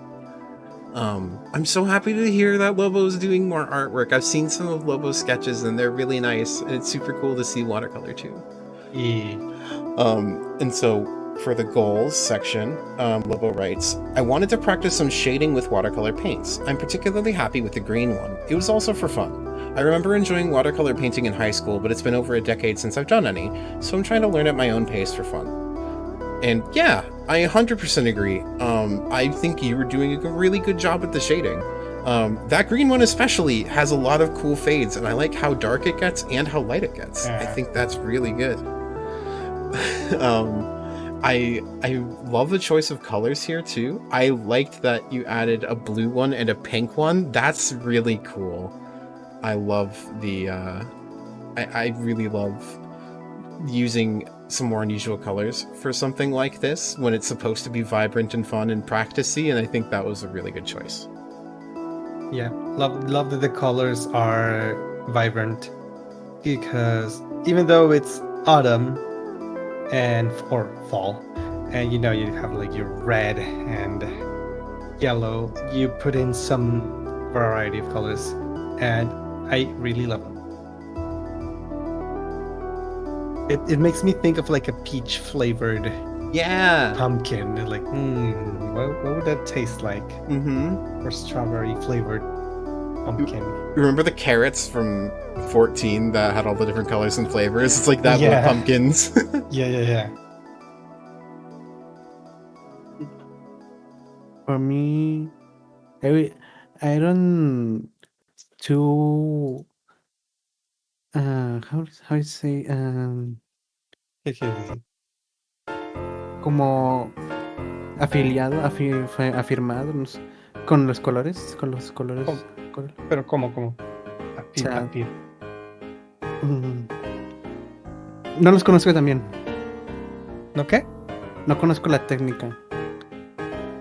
Oh, you don't know the technique. So I don't know the technique of watercolors. Mhm. I just do one time in my life one picture of watercolors, and I don't know how the watercolor they move because I know the water is so randomly to control. Mhm.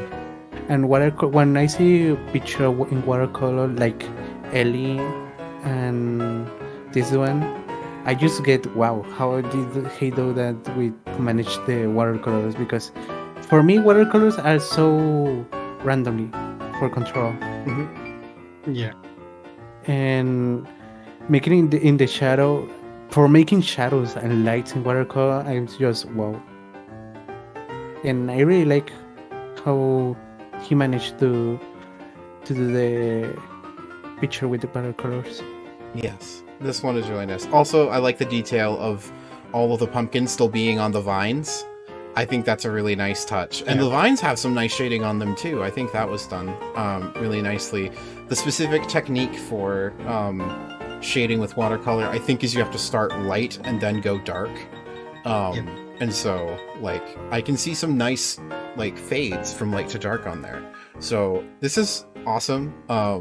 Lobo did not request a critique, so we won't go into too much detail in that regard. But Lobo, I really hope you continue doing more watercolor painting and artwork. Every time you show me the stuff you're working on, I always get so happy, and like stuff like this is just so encouraging to see. And I really hope you continue showing more of it. Thank you so much for submitting this. Okay, so. Next piece we have in the line is a really cool one. This is by DriguanaDragon. Belly. Yes, Driguana draws very nice bellies. And Driguana was kind enough to make something specifically for the art show, which is really awesome. So, the description of this piece.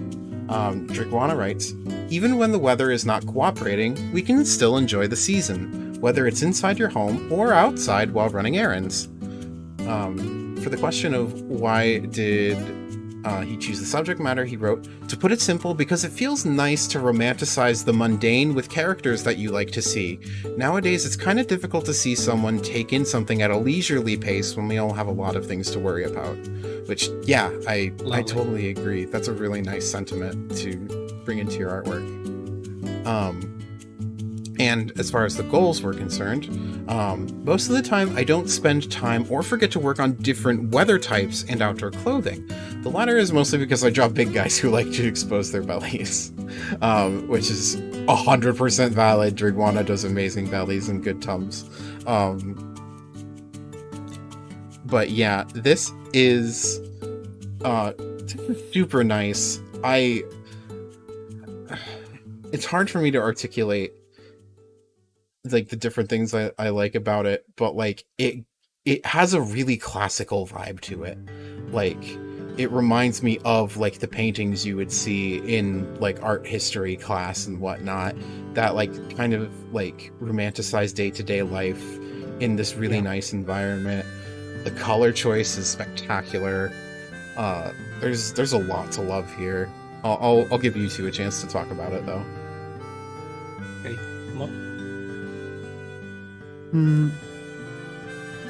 For me, I really like the background.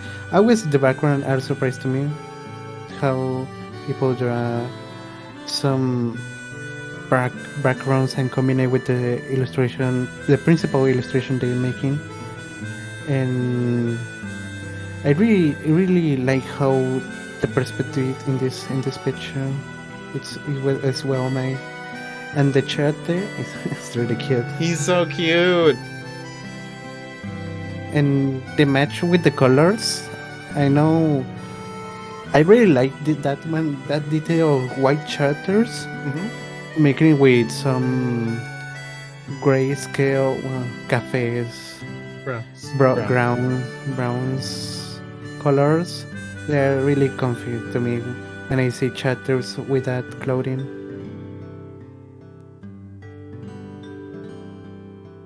Young, would you like to add something? Yeah, I really like my focal point immediately goes to the belly because it's perfectly centered. Mm-hmm. I love it. I really like the pose of the character because it feels like the character is heavy. Like you can feel the weight of the character, and that's amazing. And the way they are like kind of like looking at the camera, like for a photo, a surprise photo, like someone was waiting for them. Yeah, it feels And like they a were candid photo. And they're like, "Hey, smile!" And they just like look up, surprised, and they don't get a chance to react before the photo is taken.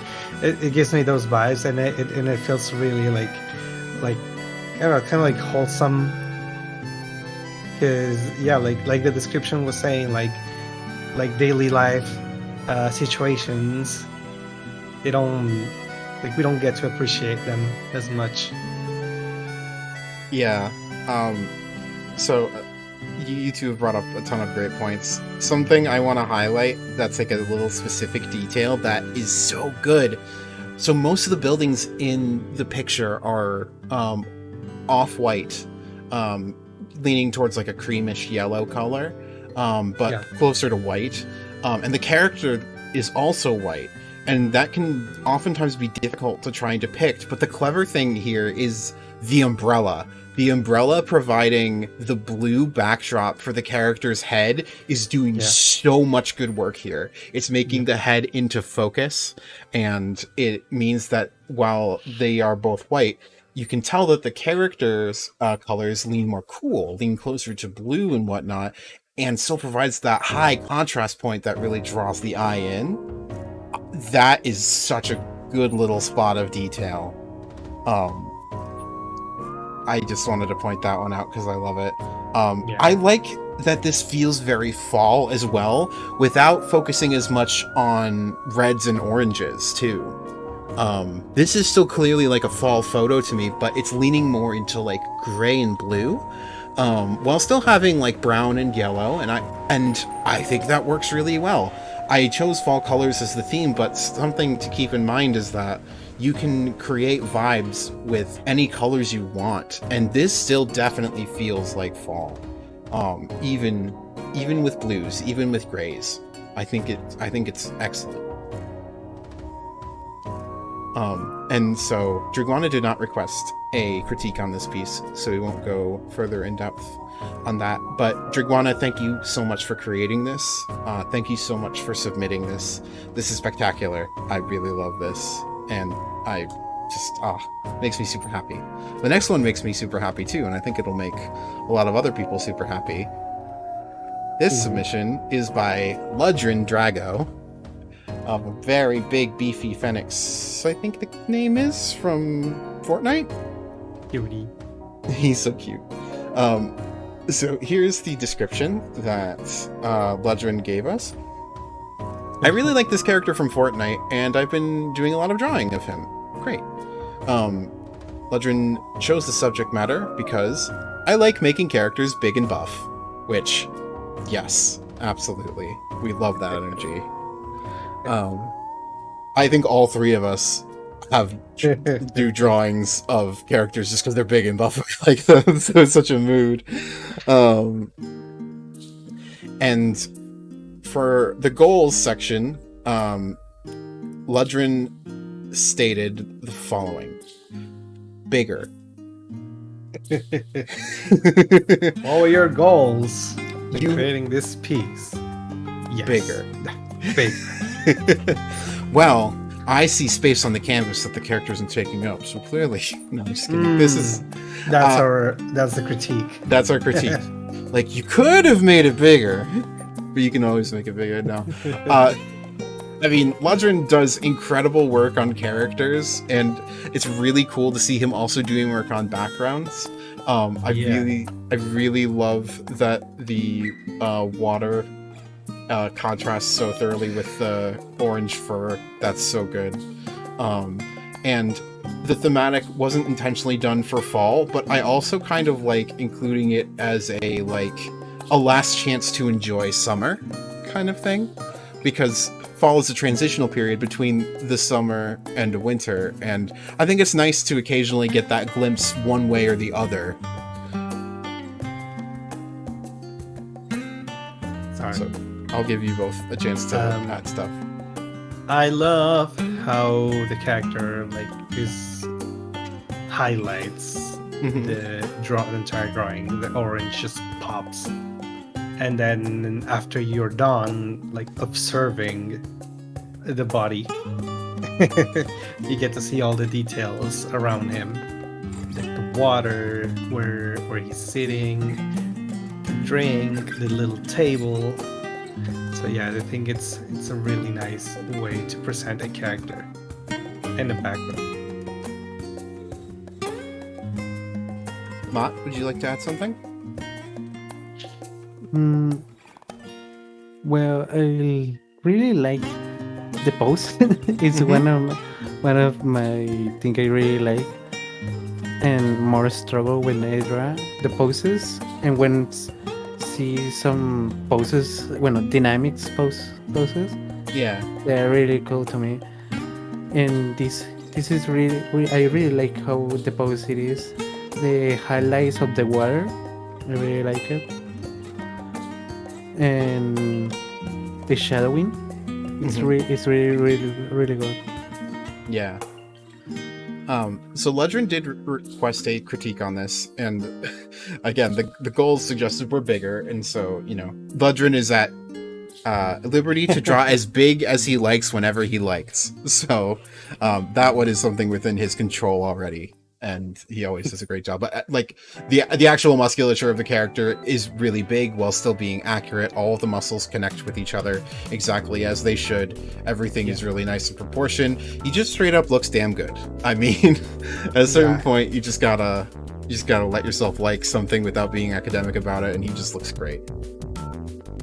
If I can just point out something that I would add to the picture is, I know it feels like he's sitting in one of those inflatable chairs that you see in pools and stuff.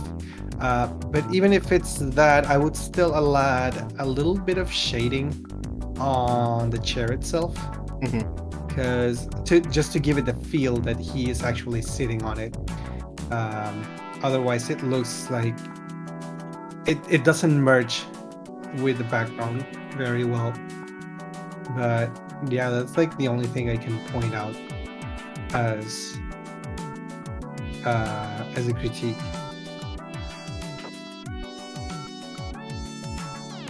Mott, would you like to add a point? Critique.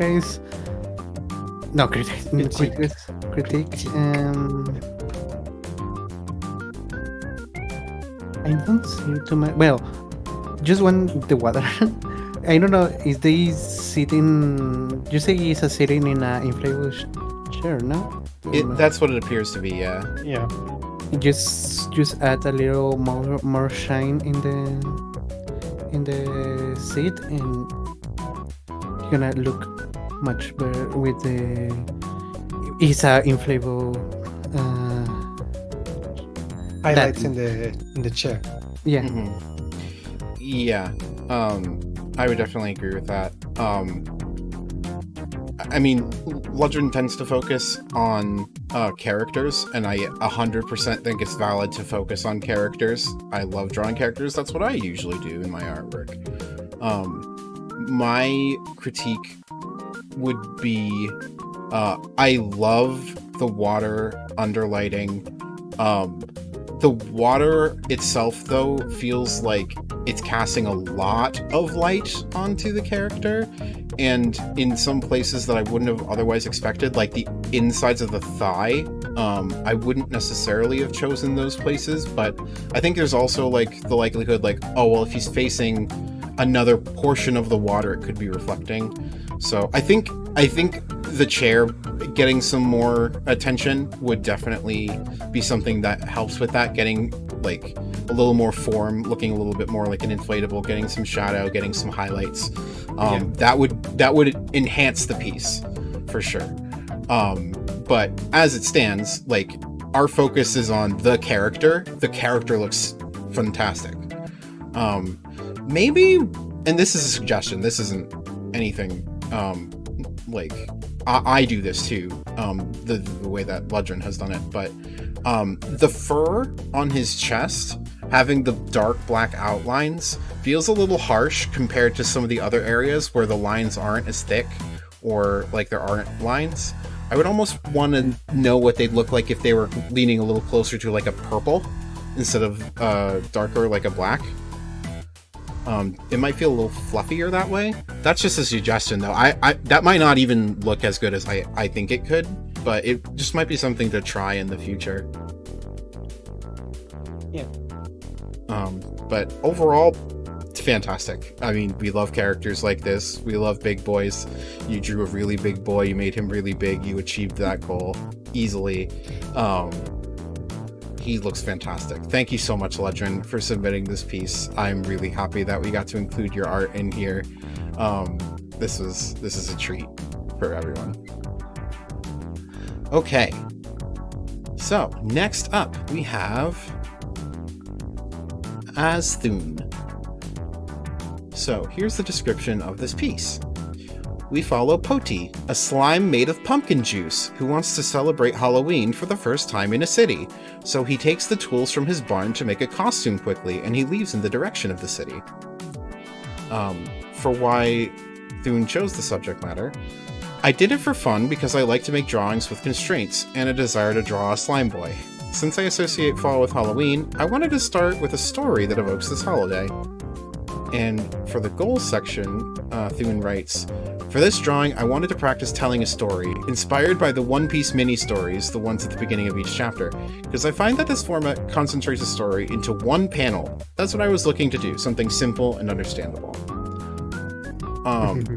First thing that pops out to me is, oh my god, pumpkin juice, like, for slime as like a character, like Zack but pumpkin, or like, in this case, like Big Boy made of pumpkin. That's so creative.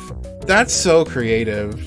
I really love that. And the detail that I love most, you can see his footprints going all the way to the background. He's leaving a little trail of footprints. That's so good. I think it totally accomplishes telling the story. I love that we can see that he's looking forward to the candy. I love that the cow is so animated. Oh, it's so good. Yeah. I'll let you two continue. I don't know. I don't know what to say. It's just very delightful piece. The way it's so like it's very cartoony, and I don't know, like it gives me vibes of like old cartoons with the way the lines are drawn and the backgrounds is also how they're drawn. I really like it. For me, I really like how it draws slime chapters. Well, I have one, but and I really like that detail of he lifting his print in his goo. In I don't know, it's goo. It's more like pumpkin steps in the background. It's a little detail. It's a little nice detail, and the design of the character, it's really really cute. He's so cute. The color balancing here also is stellar.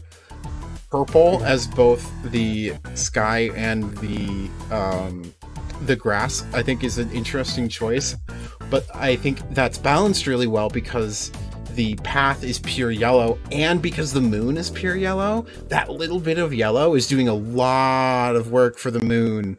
I really like how well color balanced it is, and because those have such high contrast in the background, it also makes the slightly less powerful like orange stand out because it's not the most striking thing, but it's almost like a reverse contrast in a way. Yeah. So this one was another one where a critique was requested. Also, you're gonna notice the music is repeating. I ran out of songs in the playlist, so we're starting back at the first one. I needed to make a longer playlist, apparently. So this one was one where Thune requested a critique. I mean, it's kind of tough to give a critique on this one because I would almost want to know a little bit more about like art style priorities, because anything I say could just as easily be like, oh, that was my goal. Like, something I notice as part of the style is that a lot of the lines are like not as smooth, but are a little bit like jagged, or there's like places where there's like two lines that were drawn over top of each other really quickly. And that's something that I think, like, if you wanted a cleaner look, you could like try focusing on cleaner lines. But I like the style where it's got like some of that, the lines being over top of each other. I think that's nice. I would say the limited color palette is really nice. There's just a couple of little areas where like the bottom of the scythe, that wood post, and the chin of the cow are all together and they're all brown. So it's a little hard to parse which thing is in the background, which thing is in the foreground. Do you two have any other points you want to add? Yeah. Well, the main purpose of the goal of the piece was like telling a story in one picture, and that is definitely achieved in here. Oh, the only thing is, I can like give some points to some of the composition of the picture. The thing that draws most of my attention is that it feels like there is a lot happening on the left side of the picture. Which is seeing where the character is heading to, the cow reacting to, cow bull reacting to seeing the slime move, the moon on the top, and on the right side we do see the trail that he's leaving, but we don't have much more anything else like happening on the right side, because even in the left side you can see some of the balls being on that side, but there's not much going on the right side of the picture. So yeah, like that's like the only thing I could think about from this picture, like a little bit of balancing of things happening that would like make a storytelling more rich. Matt? What is gone? No, I'm here, just thinking. Something I can say, well, it's for me, but I get confused in the sky and the ground, more in the middle. For the first time I see the picture, I don't see where start the sky and where start the ground. I just for a little, I just add a little white. A little white line in the where the ground ends and start the sky, for just separate the two things, and no use more no use dark for separating the sky and the ground, because dark black and purple are really similar colors, so they lose a little easy. So a white line for the sky and the ground separated is gonna be a really nice detail. Yeah. A detail I like, I want to point out also, is the right edge of the road where you can see the purple grass. That texture there is really satisfying. I really like that. And I kind of like some combination of like Ma and Yang's suggestions I think could really help. Like if you made this piece wider, had a wider aspect ratio so that everything had a little more space, and then you could like rule of thirds it, where like the character might be in the middle of his journey, the cows are on the left reacting, and then like the home is on the right. Abstract Fox gives an interesting idea of adding some crops on the right side might help, like corn or a pumpkin patch. Something like that would be a really great way to make the right side of the piece a little bit more going on. And I'm seeing some like little bits of pink in the highlights. And I think to Mott's point, yeah, I think it'd be nice to have a more clear divide between the land and the sky, and using a little more pink. It's already, there's some pink there I can see, but going a little harder on that I think would actually benefit a lot too. So I would say like just working on like more things of like where things are being placed, the blocking, and then color. I'm losing my point. Hang on. Come back, Barry. Come back to us. Dial-up noises. Yeah, I think a little bit more into the composition, giving things a little bit more breathing room, and I think this would really shine. But it's already accomplishing everything it sets out to do. It feels like a one-panel comic that tells a complete story. We can see everything that's going on. The concept is really nice. The character's really cool, and there's lots of little details about it that all make it really inviting. I think this is really well done. So thank you so much, Thune, for submitting this. I really love this. This is very joyful. Okay, I need a sip of water. I need some cookies. Yes. And the next piece is from an anonymous submission. So I will decline from giving out any identifying information. So for the description, the submitter writes, "This is a fall-themed piece featuring one of my monster characters. It's set at a local park with him taking in the scenery amid the trees." For why they picked the subject matter, the submitter wrote, "I wanted to incorporate the feeling of calmness and the changing of seasons. The fall color palette gives off a warm aesthetic, something I work to incorporate with my piece." And then for the goals, the artist writes, "I wanted to challenge myself to push my boundaries and make a piece with a limited color palette. I wanted to practice a couple of new skills and mediums, painting a background, making a character-oriented piece, and trying out new brushes for painting." This is really pretty. I really love this piece.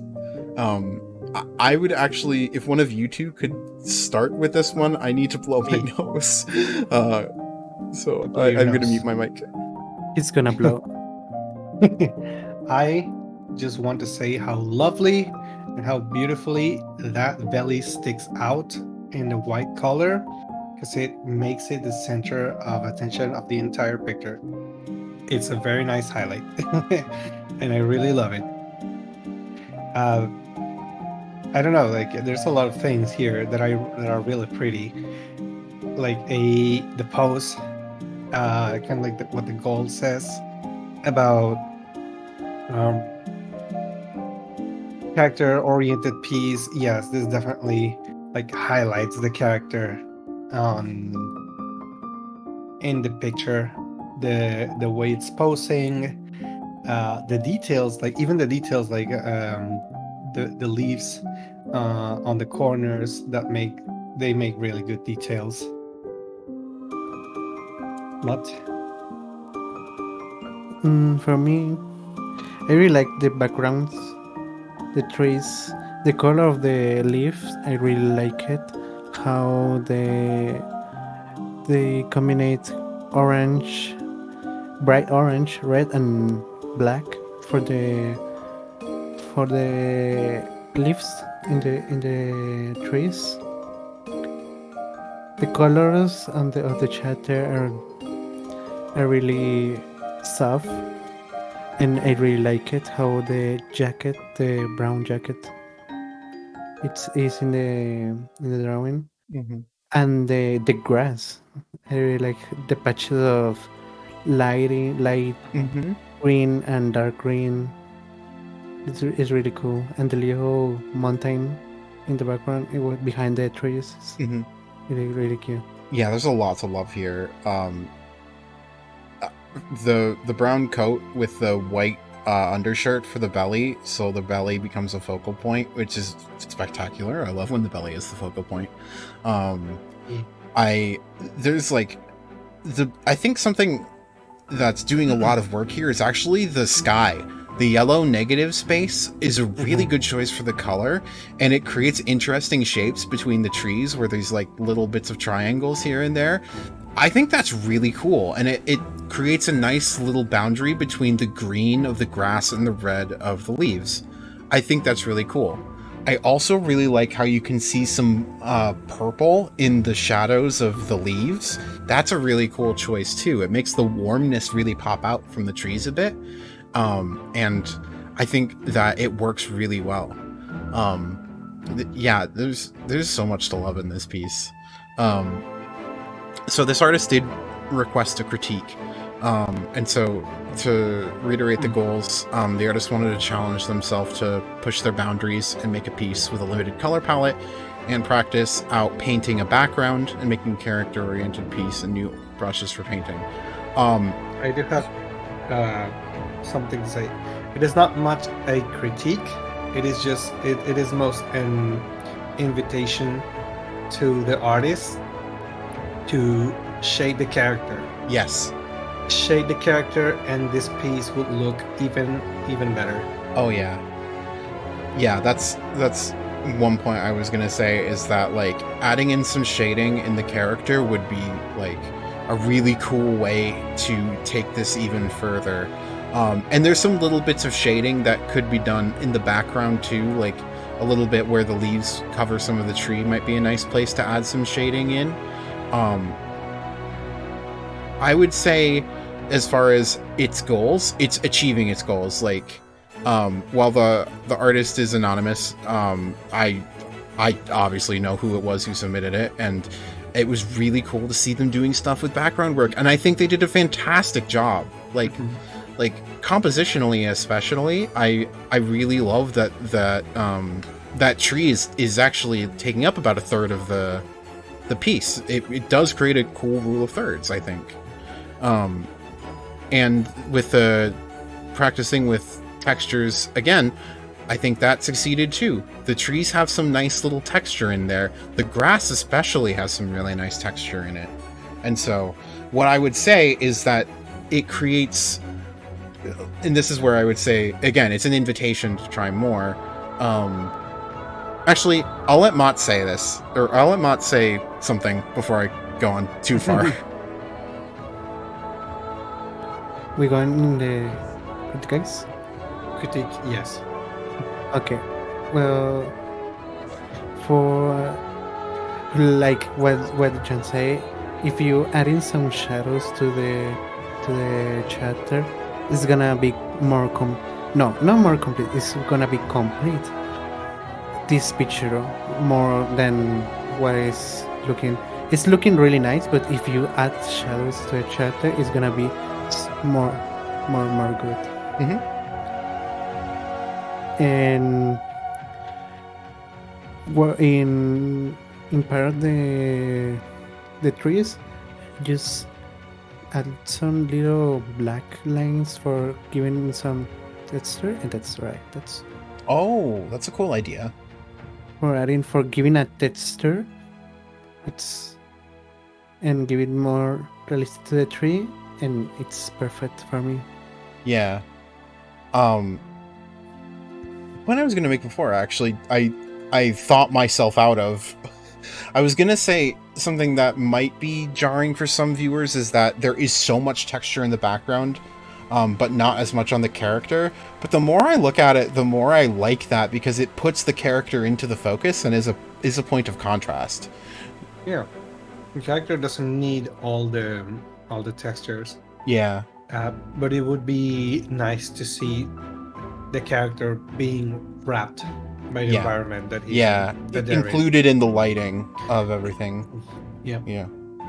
I would say, it's again an invitation try next time, if you were going to go for something with a background, you could add some shading and it'll just pop even more, and it'll take it from like amazing to amazinger. That's not a real word, but yeah, just play around a little bit with the shading, and if you don't like it, you can leave it like that. It's just more a way of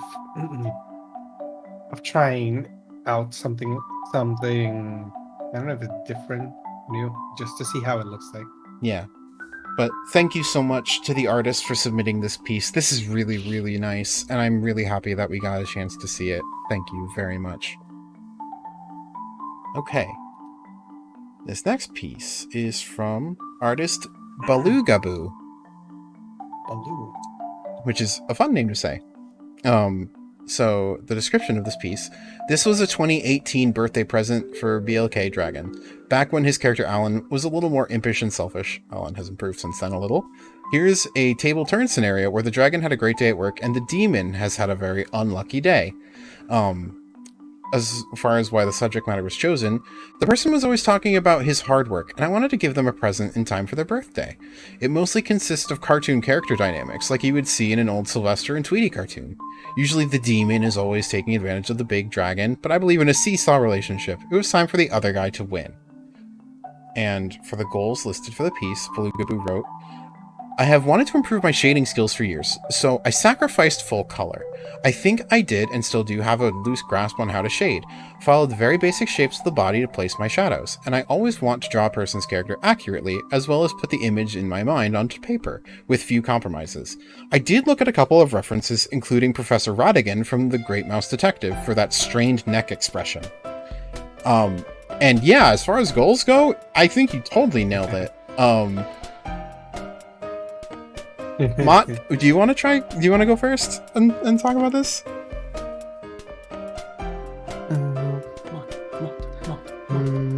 Okay. If you don't want to, I can go over. I just want to give you an opportunity. Okay.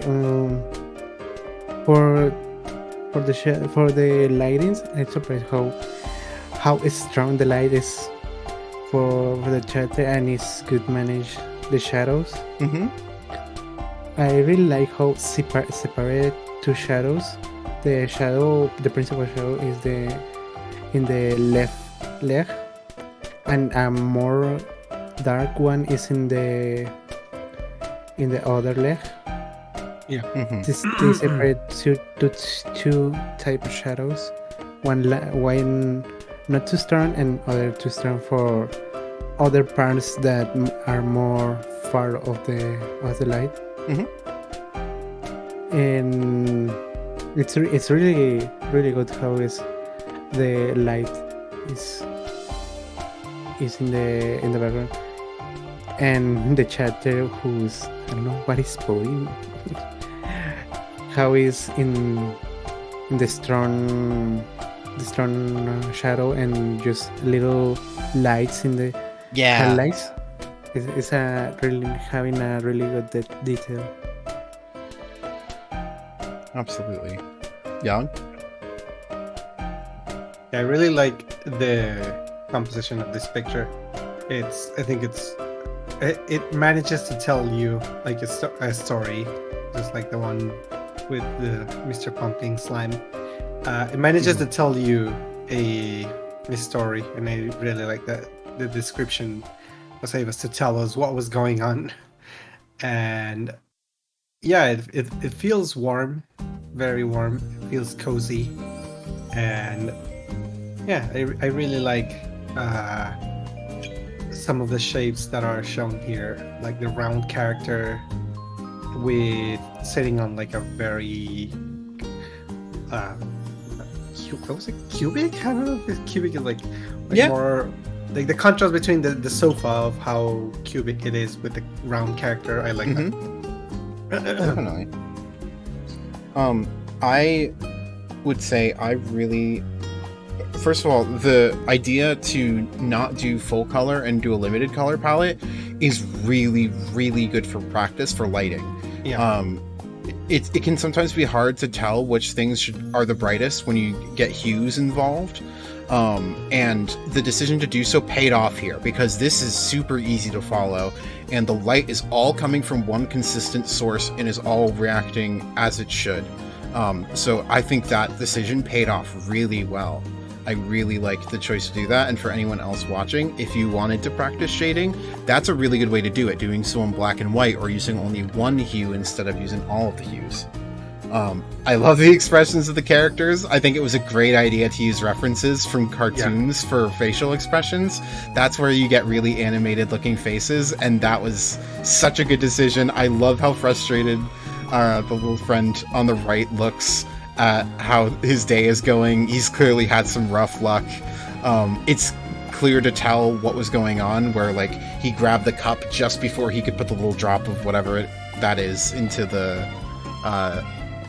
drink, and the dragon looks so happy and satisfied with himself. That's really nice. So as far as a critique, because this artist did request a critique, I will give 1 point, which I think would be my first thing to do. I think I would crop the top a bit. I would bring it down lower and make it more horizontal to just above where the dragon's hair ends. I think there's a lot of empty space up at the top, and I think just cropping it a little bit, that top like 1/6, I think you'd immediately see a stark improvement in the composition of the drawing. That's a suggestion, though. There's other ways you could handle, like, you could put something there or you could do something else. That's what I would personally do. I think it's just, like, not like literal cost, but I'd say, like, air quotes, cost effective is, I think a crop would be just, like, least effort for maximum reward. Yeah. I definitely agree on the openness of the top part. One bit that I would like to suggest for the shading. The shading is really good. Like I said on the piece of the bird character that was like transforming into human with highlights. With harsh light sources, you get harsher, darker shades. And you can see here that you get some really dark and harsh shades being cast on the body and some of the parts.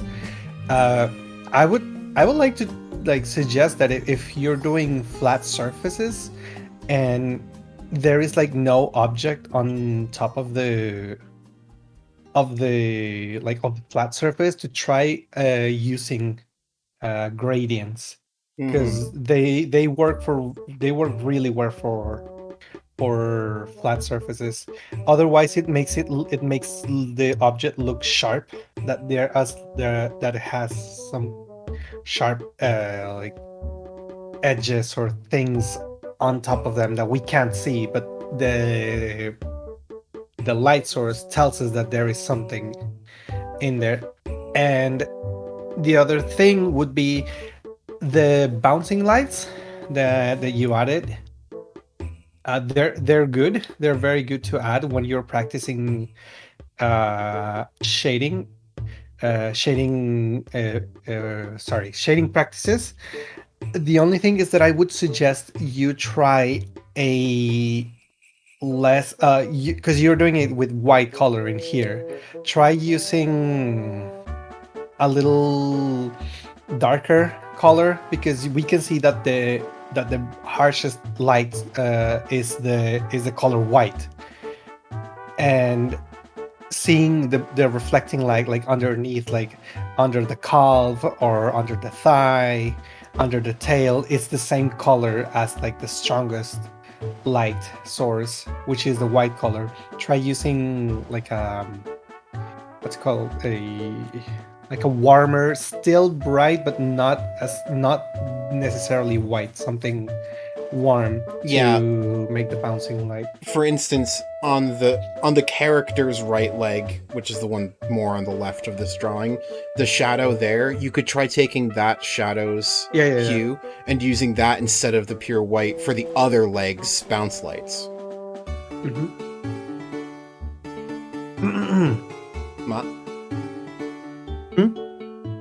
did you have anything you wanted to add to the critique? Well, would you say everything? Ah, You said everything. Now I can't say anything. No, I can't say anything. Okay, no critique from up. Skip. I mean, just to wrap up, like, this absolutely accomplishes what it set out to do. It seems like there was a lot of experimentation and practice going in, which is amazing to see. And it's paying off. It's so clear that it's paying off. There's so much good here. I think just, continuing stuff like this, doing more studies, more stuff like this, a little bit more refinement here and there on the details, and you'll get really far. This is really encouraging to see, and I think you did a really fantastic job. So thank you, Balloogabu, for your submission. Our next artist is El Noi. a familiar friend of ours. This is from artist Noixid. So here is Noi's description of this piece. Penta is a pyromancer that figured out a way to use his otherwise destructive powers for healing instead. And here he's just posing for a portrait because he's very vain. For why he chose the subject matter, Noi writes, I drew this to finally draw a character I've had for a while. Now that the gallery showed up, it was an opportunity to shade a sketch that I had, which is very cool. I really appreciate you putting in time and effort for the show. That's very kind of you. And for Noi's goals, he writes, honestly, to get something in time, I had a larger piece in mind, but it was a bigger project than I expected, which, that's fair. And again, I still appreciate you doing something specifically for the show. That's very nice of you. So, I think there's a lot to love in this. Noi does really fantastic work. The thing I will start with as my point is your point to him being very vain. That comes across so well in the pose and in his facial expression. I could tell, like, he's very like taking himself very seriously and like, yes, I know how important I am. I think that worked out really well. Yeah, definitely pulls that I'm the main character vibe. I will let you two add some points in. Mott, why don't you go now? Okay, Mott first. Go, Mott. Go. Okay. I want to pass to a crit, guys. The critique. Okay, for the picture, I really like how the colors are in the chapter. I am not a big fan of degrade. The what? Digitigrade? Degradados. Oh. Gradient. Oh, gradient. But I really like how he used the gradients in like a shines and shadows. Mm. And I really like it how the colors are colors to result more the highlight the more the chapter, like the orange one with the black one. The orange one is more noticeable when you see the chapter, and in the black for the chapter, it's a really good. And the purple ones, the purple details for my knowledge of colors. The purple one is for something of royalty. Yeah. That's a great point. Some Purple is... some important person or and with the combined with the pose is what the point you say, Berg, of the I am the most important person here, so so that make me the feel of the chapter of how is the personality with just the color and the pose.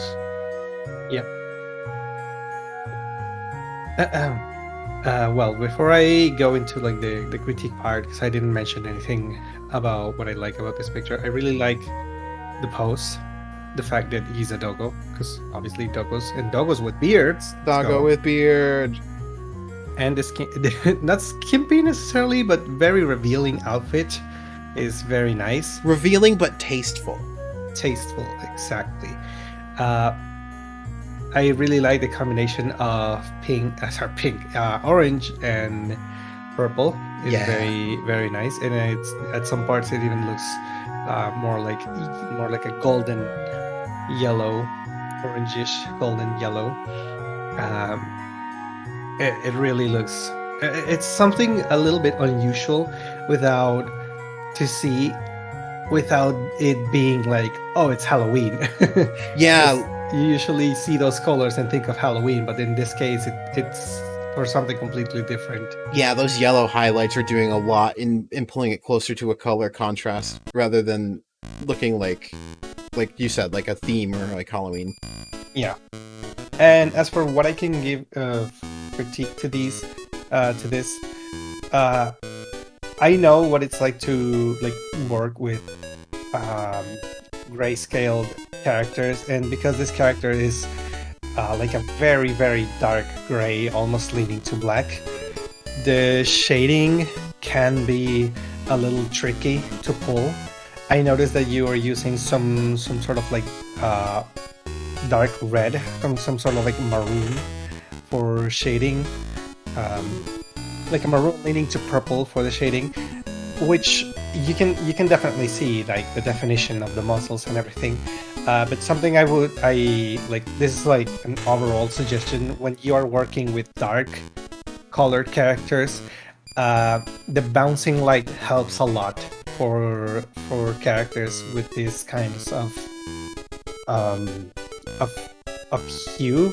Yeah, like, I see what you're if saying. If your character is like leaning to the very dark area, like less saturation and what's the other word, like black, darker hue, giving it like a bouncing light from the opposite side of where the light source is, makes them highlight even more. It doesn't necessarily give them a sense that there's a lot of light or that they're shiny or that they're bright. You can shade it. You can what's the word? That's not blur it. What's the word for the like smudge the bouncing light if you want, so if you don't want it to be too harsh, but that helps the character. You can see the shapes better, because in some of my screens, like the darker parts of the character, I can't really see them. Because that's the thing with monitors and screens, and like anything that is like not printed, the colors can be very tricky and can vary a lot from screen to screen. So adding something to have the lines and the contour more defined helps a lot. Matt, if you wanna, also you can. Oh wait, we're actually getting raided right now. Jonathan, thank you so much for the raid. I really appreciate you. Hello to everyone from Jonathan's stream. We're having a special event tonight. My name is BearicTheCleric. I am joined by my friends Yang Dasam and Mat the Moth. We're having an art show this evening. So we received 27 submissions of artwork from different artists within the furry community. And right now we're going through them, talking about the artists' goals and their descriptions of their work, and talking about what we like about them, and giving critique to the people that requested critique. So, thank you so much for the raid, Jonathan. We actually went over your piece earlier in the stream, so I'm sorry we've passed by, but I will be uploading the stream to YouTube for viewing afterwards, so I'll be sure to send you the link so that way you can check it out. Okay, now I can destroy my noise. Destroy. Remember also, since we know who we're speaking to, if it's easier, you could give your critique in Spanish if that would help you. Okay. Go for it. Go for it. Well, for me, that I don't really have so much criticized to be tonight. I really like how Noix is simple style of drawing and in the face, and I really like how simple draw the faces, like the Sophronius one when he does some comics, like just line and a little point. That's the face. And in this thing, this time, this drawing, I really like the how he managed the colors in the tail and the beard. But how I say I am not big fan of the gradates or the Okay. gradates. But one of the things I don't like of the grade is because when it's not constantly. When I see a picture, I like to be a constant drawing of color and make out the different tones with the shadows and bright, and with the grade I just get some confused when I see the shadows and the lights. But in this time, for a little thing is I like to add is highlights to the metallic spark. I think it for don't stay too flat colors, just some little highlight like in the middle in the chest and the abs. I don't know how to tell. The belt. Belt. Belt. He has a little highlights, so that little highlights put in the metallic sparks is gonna be giving a nice detail. And in the boots, they are in the boots, and I see it.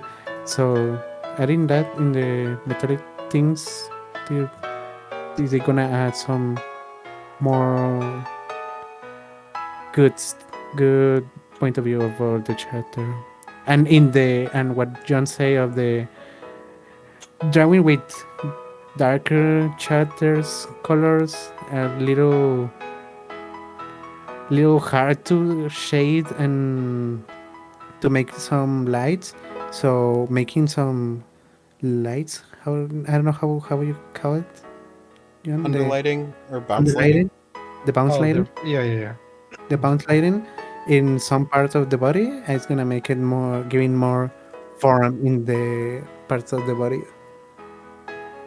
And So, ah, oh, were you not done? I'm sorry.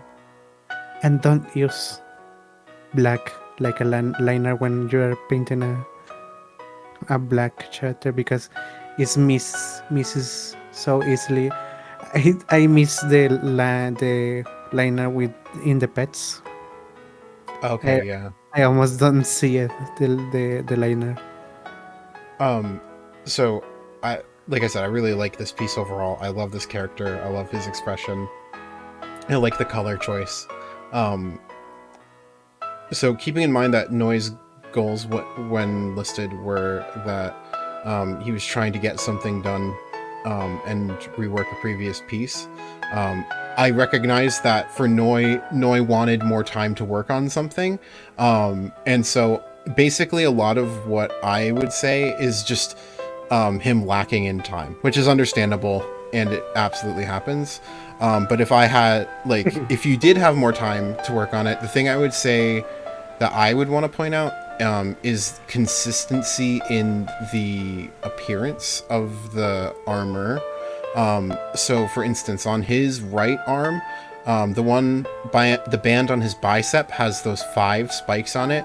The one on his left bicep only has 2, which might have been an intentional choice. And if so, then you absolutely don't have to listen to me. But I would have expected that it would be like the same number of spikes on each side. and so I think having a little more consistency on that. The other thing, which is again a choice that you made, and you can absolutely choose to not listen to me, but the themes of the armor all feel very regal in a like traditional Egyptian or even Aztec. I might be using the wrong word there. Please correct me if I'm wrong. I'm sorry. Like Mesoamerican, I'll say way. And with the coloring of the shoes, it looks like he's wearing J's. It looks like he's got Jordans on. And I don't think there's a problem with that. I think, again, it could be an intentional detail of adding a modern flair to a thing. But if the goal of the character is to be a like a traditional style, almost historical figure, I think that was that wouldn't be the choice that I would personally make. But I could also totally see it as a flair for a character of like, well, I can't go anywhere without my modern day state-of-the-art shoes. So I think that would be really cool to know the answer to. But yeah, I would say, knowing you, that like there's a lot that you would have done if you had time. And I think the points that Young and Mott made are definitely great points to pick up and try adding to your work, and it would take this to the next level. So thank you so much, Noi. I'm so happy that you submitted. I really appreciate it. And thank you for your submission. I don't know who let this next guy in here. I know. I thought I banned him, but I guess he's here, so. I guess he made his return, I guess. Yeah, whatever. Time to stress and in critical. Time to destroy this guy. So this is mine. Now I'm nervous. I guess I'll read out my own stuff. My description of this piece I wrote was: Hariyama sits on a stone bench, looking wistfully to his right, where his sumo stable sits off canvas. The wind blows towards the fall trees. To his left is a suitcase. He is lost in thought, trying to decide between whether to stay or move on. For why I chose the subject matter, I said, because fall is a period of transition between the extreme heat of summer and the extreme cold of winter. I wanted to reflect that with the transition between stages of life. I also picked Hariyama because Hariyama is my comfort Pokemon, and he's my favorite, and I wanted to do something nice for myself. And for my own goals for creating the piece, I wanted to create a scene that was introspective while still being easy to understand what emotions are happening and the dilemma in Hariyama's head. I also wanted to practice lighting and shading with a muted color palette. I will not comment on my own art. Oh, yes, you will.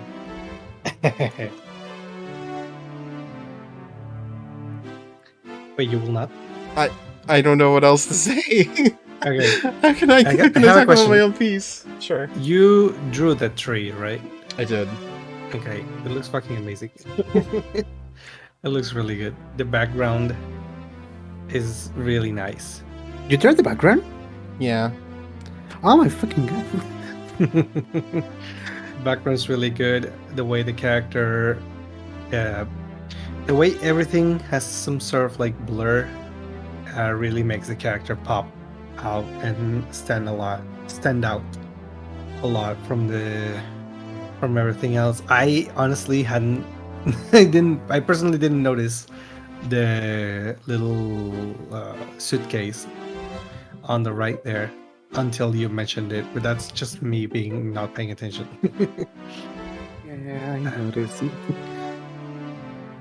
But now that I've heard the description, I can get a better idea of what this is about. Mott, anything you'd like to say? I fucking love the background. Thank you. The texture of the stone, I really like it, how it's done. And the shadow of the light being on the left side it's really good. And the soft and the blurry of the highlights and the brightness. It really make it good.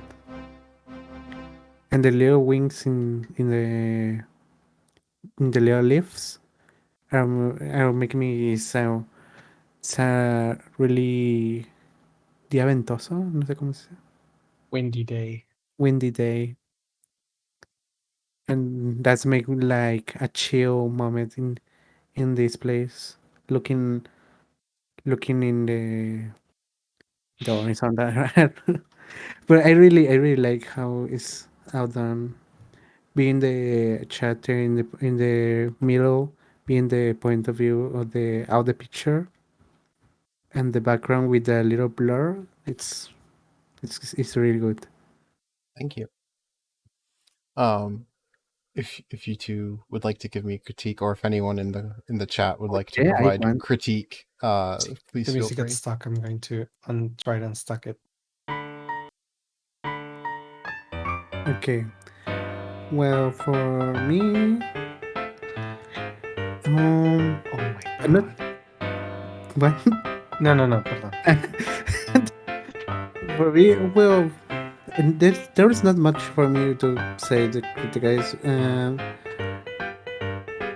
I don't know. Hariyama has two little in the head. I don't know how the bandana. Eyes? No, the bandanas. Oh, Bandana. yeah. They had two tails. No. It depends on which artwork you're looking at. Sometimes it's two, sometimes it's just one that fans out wide. Hmm. And I just picked the version that just had one. Okay. Then, well, if you say that only have one, it's okay. It was if they have two, I was in. They can be called the two part of the bandanas being in the floaty side, like the wind. But if you say it's use a one, it's okay. It's really good. And the shadows is really good. And I don't know if you tried the little bouncy lines like John say. I have... so I didn't try it with this piece. My worry was that it would make the lighting seem really strong, and I wanted it to feel kind of muted. I think for this piece it's not necessary because there doesn't seem to be like too much sunlight on the character. It seems more like it's very cloudy.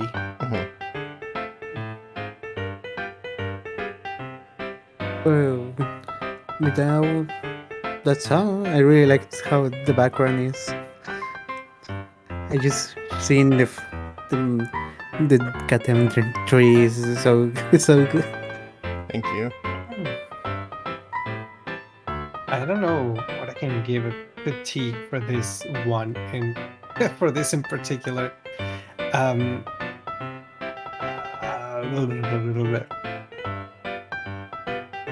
guess like the only thing that comes to mind is that the way you depicted the wind as those swirly things. I feel like maybe there could have been like a different way. Like I think you can tell that the wind is blowing from the left side because you can see that the flaps on his right hand is like going up, and then you can see the loincloth. I think it's called the loincloth. Part of the I don't know the sumo names of the things. Mawashi. The mawashi. I don't know if that flap has a specific name. It's going to the right. The leaves, you can see the motion that they're going to the right. I don't know if the swirly things that you drew on the air were necessary. It's not that they're wrong that they're there, but I feel like it's fine if they're not present. No, I think that's valid. I was just a little worried, but I think there was I think, like you said, it probably wasn't necessary to include them. If you know, Is it supposed to be set in like a Japanese setting? I mean, it's sumo, so Okay. Yeah, that's why I mean sumo doesn't necessarily only exist in Japan, but I mean you could add like something in the background to like highlight more the direction of the wind if you wanted to. Mhm. But other than that, I don't think it's necessary. I think it's self-explanatory where the wind is blowing. Okay. I think. Sorry, go on. No. Go ahead. I finished.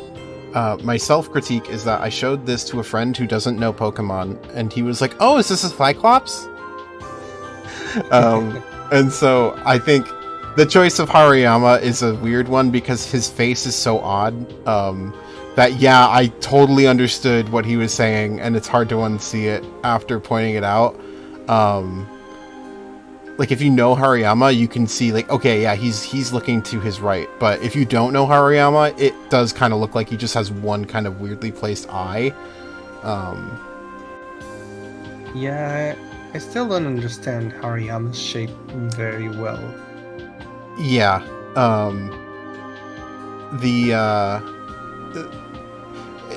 And that comes down to my choice in subject matter, picking a Pokemon that's a favorite of mine that looks so human, but is actually super scant in detail, and that creates some friction between things. So I had no idea this was a Pokemon. I had no idea this was a Hariyama. The chat is saying, yeah. So I think I ended up anthropomorphizing a Pokemon that was already kind of anthropomorphized, but simplistic. And I think I reintroduced some uncanniness to the subject as a result of that. And so I probably would have done I would have picked an original character if I were doing this at another time, but at the time I was drawing this, I was like, I want to do something for me. So I picked Hariyama, who is my favorite Pokemon. That's very valid. Yeah. Thank you both very much for your words. I really appreciate it. Thank you, chat, for all the kind words. I really appreciate it. It makes me really happy, and I'm happy to receive the feedback about how I can improve in the future, because I don't know, I want to do cool stuff. You already do cool stuff. Thank you. Okay. Let's move back into my comfort zone, which is talking about other people's artwork. Alrighty. So, this is another piece of big boy artwork, and this is drawn by my friend Hefty Scales. Freaking large. Very large. So, Hefty's description of this piece is, a familiar African wild dog becomes very large while working, surprising himself and his boyfriend, a little embarrassed, but enjoying it nonetheless. He smirks at the fox's admiration and quips. Yes, for those who don't know, the character on the left is my friend Aokamidu, and on the right is Spirited Fox. And they're both friends of mine. So as to why he chose the subject matter, Hefty said, I wanted to make a birthday picture for a friend I look up to. And for what Hefty's goals were when creating the piece, Hefty said, I wanted to try to capture the scale of a semi-macro character in an indoor setting. Which I think, I definitely think you were successful at. I love the detail of the bookshelf, the chair, and the table getting knocked over. I love the carpet getting all scrunched up. That's a really nice detail. It gives the impression that the growth happened very suddenly, which seems to be the intention, which is really nice. And obviously I am an enjoyer of large. I am a big boy enjoyer, so your choice in subject matter makes me very happy. Yeah, I appreciate the growing spurt in the picture.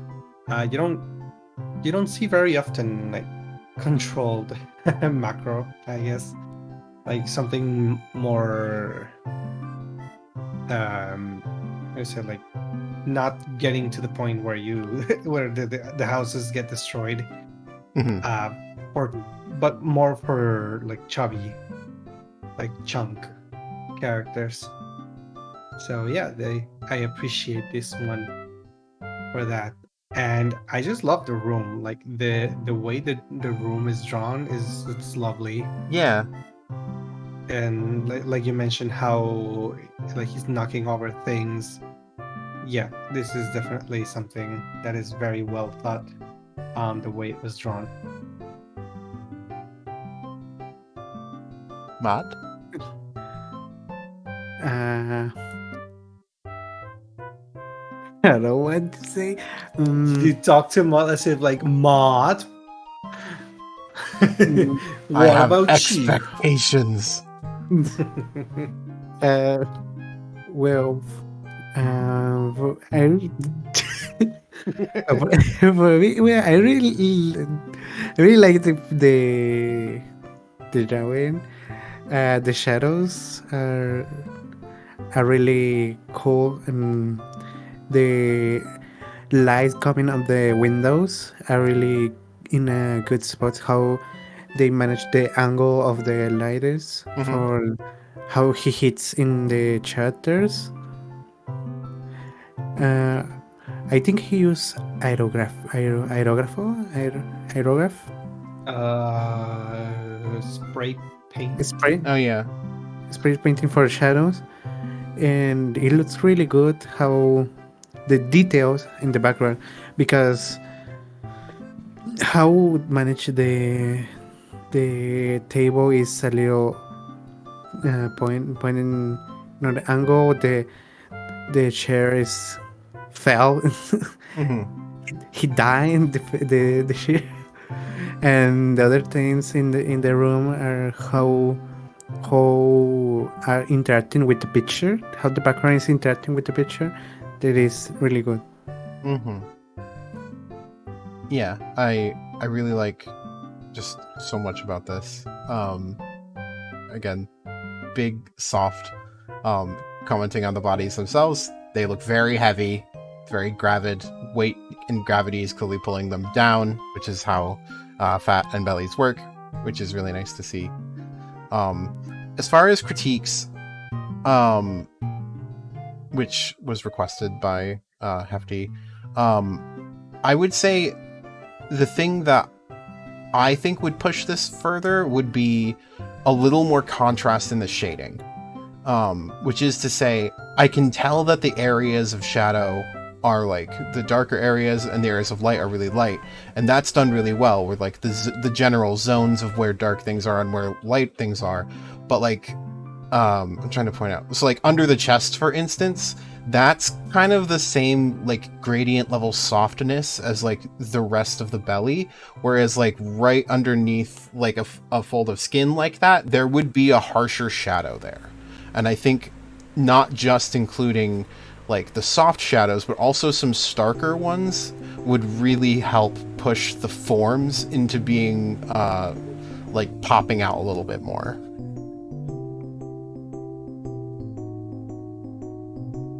Yeah. For me, it's the same as Beric. The shadow, if you put some more darks in the parts of the belly, and well, I know he has a shadow, but more strong shadow when in the more darker parts, it's gonna be more making more, I would say, more roundness the things, and putting more lightings in the parts of the parts in the body, it makes it more noticeable the big size of the chapter. Yeah.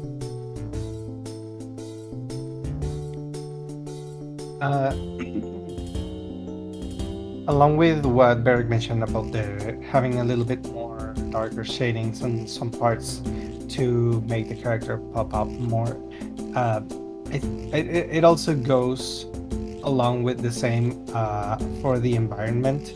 Like the character is like completely blocking like the big character is completely blocking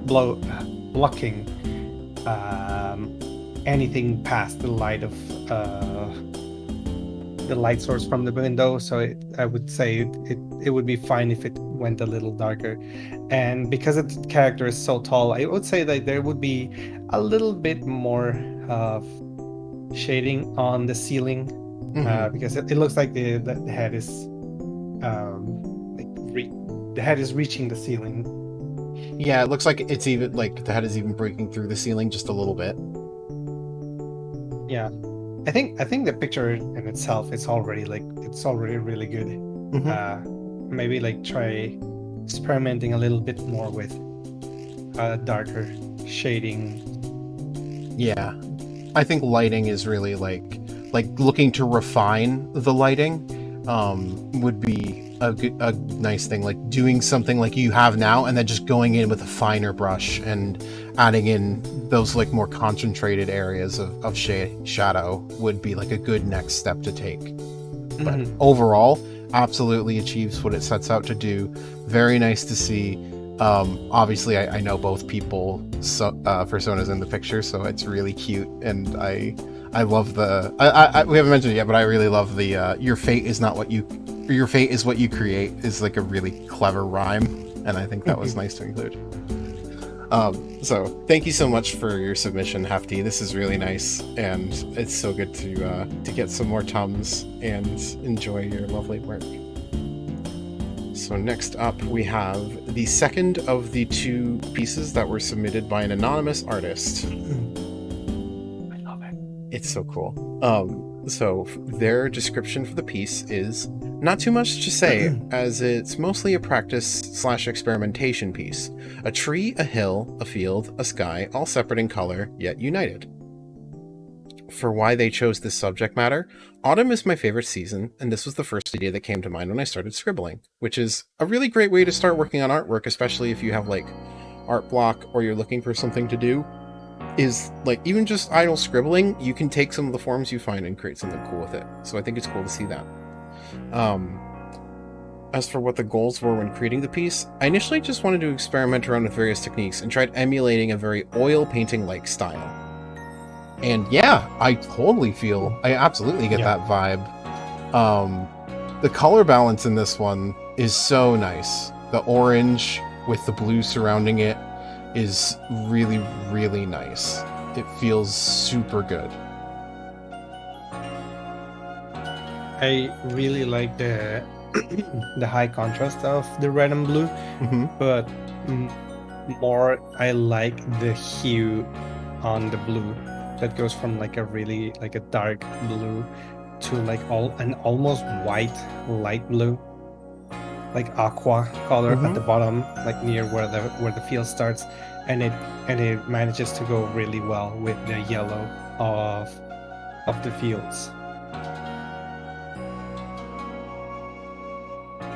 For me, this picture looks perfectly like a real painting in a Canvas. Real canvas, like with painting with real oils. You know, I didn't stop to confirm, but it's very possible that this is like a scan of a traditional media piece. If it is, it's really, really good making. But they say that they were trying to emulate an oil painting like style. That's true, yeah. Yeah, but So I think it's digital. if it's digital, it's really, really good made. It's like I feel like it's real, making a picture of oil painting. And if it is a scan of a real picture, it's a really well made picture. And with the background, with the little leaves in the grass, it's really, really good. And the red orange for the big tree, it's really, really well made, the shadows and the lights. Yeah. One thing I forgot to mention that I really would like to add is the way they also incorporated blue and purple for the shading of the tree. Yes. It looks really good. Yeah, you can see that it's rather than focusing on like pure value, like just a darker or lighter, it's using blues, and they are actually kind of bright blues, but because they're contrasting with those deep oranges, it still works very well. And then it creates some spaces where you're wondering, like, where like it feels like both part of the sky but also a part of the shading as well. I love the implementation of the greens and yellows in the ground as well. It creates a texture of like a ton of leaves being on the ground without needing to individually like paint each leaf, and it creates some like really cool visual interest at the bottom, getting green next to orange. That's not a color combination you often see, but because it also has the reds and the yellows in there and it's fading pretty oh, what's the word? It feels very direct. Like they were pointed in where they were putting green in order to make it balance out, and I think it works really well. So, this is not a piece that the artist requested a critique, so we won't go that far in depth. But thank you so much to the anonymous artist who submitted this. This is really lovely, and this is like a really perfect kind of thing for fall. So it's really nice to include this in our show. So thank you. Next we have this piece makes me smile so much. This is Swordior's piece. This makes me so happy. So describing the piece, Swordior writes, "A pupper playing in the fall weather. It found its favorite leaf and wants to share it with you," which is so wholesome. As for why he chose the subject matter, Swordior writes, "Wanted to make something fall inspired, and I love dogs. It also let me practice the idea of the leaf being partially transparent due to the sun." And Swordior's goals when creating the piece were wanted to have fun and experiment with something new. And yeah, that was like the first thing I wanted to point out is I love the transparency in that leaf. That's such a cool thing. You can see the form through it. It's not totally opaque, not totally transparent. The colors are all working well. You did a really great job on that.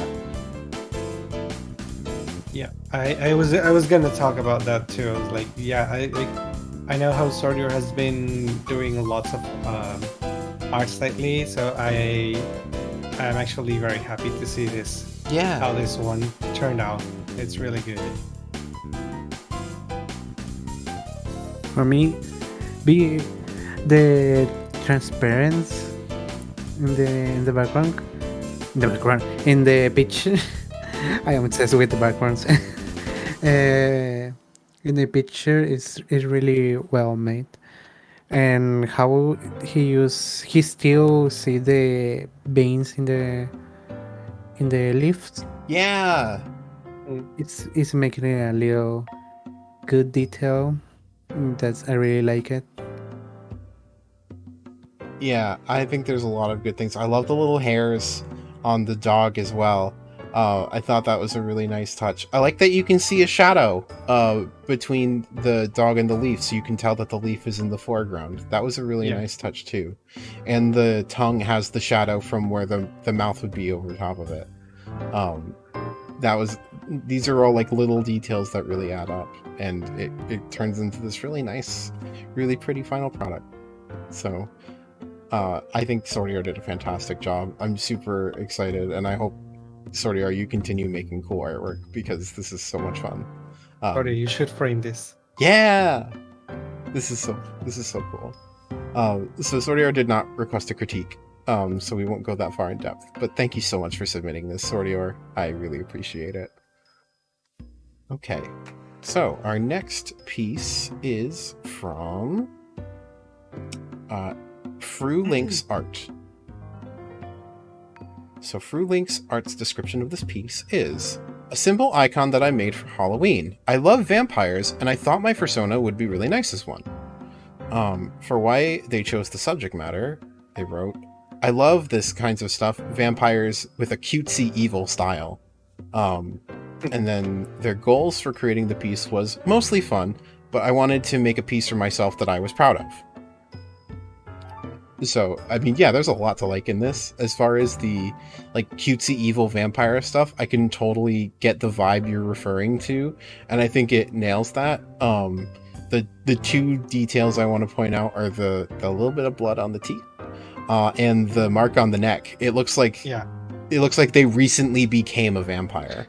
They just got vampired. I love that grin. It's so cute. Mhm. And the shape of the eye, I really like it. He looks very charming. Mm-hmm. I like the hairstyle too. The bun. I think that's a cool hairstyle. Yeah. I want to make that chongo. Well, Chongo. here in Mexico they call chongo is that thing. Mm. I really like make me that type of chongo in my hair. Man bun. Man bun. And it's a flopa, no? It's a caracal Is chapter. it a caracal? It looks like one. Yeah. They didn't directly confirm the species of their persona. I would assume this is a feline. Well, is this a flopa? I love it. It's a flopa main. Lopamine. May also be a hybrid as well. Yeah. And I really like how the little details of the blood in the teeth. I'm gonna sound weird, but the blood is really looking good. How the dark and the Leo blur, like is spreading in the fur. So it's really cool how the Leo details of the blood is there, and how is in the teeth, like it's not like Leo spots, like it's not just a flat color. It's just Also, to clarify, the artist is here. Their name is Sarlacc. I remember they mentioned that we could call them Sarlacc, and it's in the name through links, so they are links. So sorry for the confusion about that, but yes, feline. Very cute. It's very cool, and yeah, the texture. It does look like the teeth were like dipped in blood, and that's a nice transition. He has a really charming looking. What if they bit themselves? No. I don't think you could reach. Maybe they can. No. That would be very impressive. I like also the gentle yellow of the eye. I think if it was more yellow, well, I mean, I don't know. It's up to the artist, but I really like that it's understated but still effective in drawing that, because it's the only source of like a yellow I can see in the piece. Everything else, it's gray, but it's like shifted towards a cooler gray, and then the reds. And so I think the yellow does a nice job of drawing the eye to the eye. So this functions really well as an icon. Now Sarlacc did request a critique. Honestly, there's not a whole lot to critique about this, especially for the goals. So the goal of wanting to make a piece for yourself that you were proud of, that's something you obviously have to decide for yourself. We can't say that for you. I hope that you are proud of this though, because I think you did a really good job. Yeah. There's one bit I could like try to suggest. Because this is a lynx and like feline, they do have like very fluffy cheeks, and I can see that you draw them. I would say that maybe dropping the jawline that you've drawn, I would say that is not like necessary.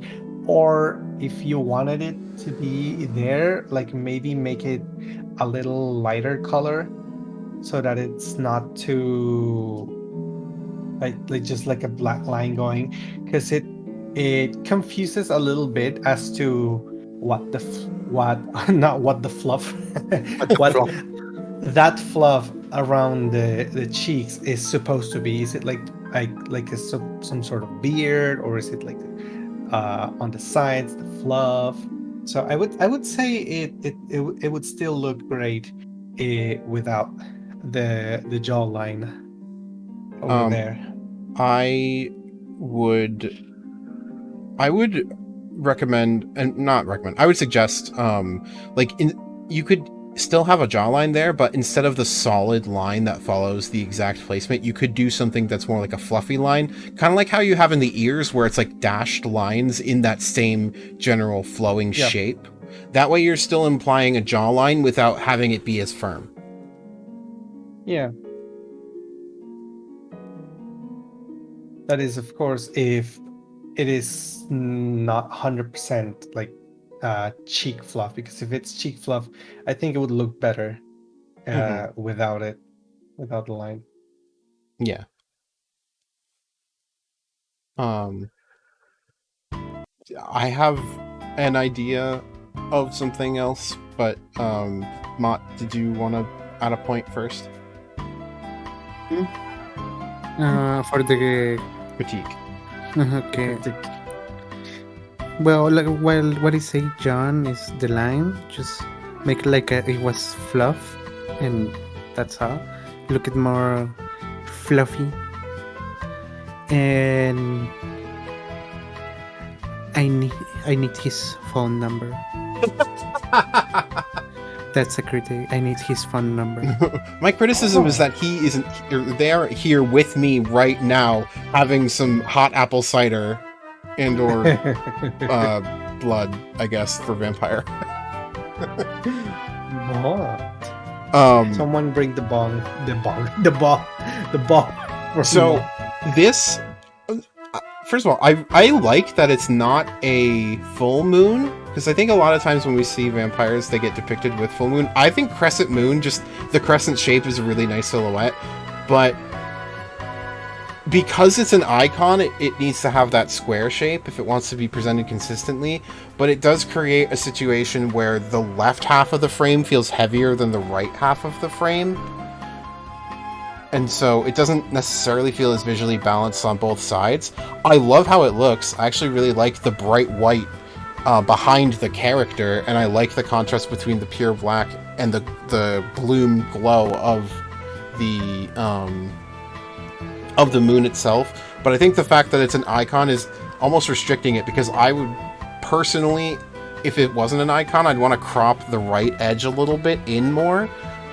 Again, that's a suggestion, is like, again, bang for your buck, simplest solution to get the most balance out of it. But I think ultimately that's a major nitpick.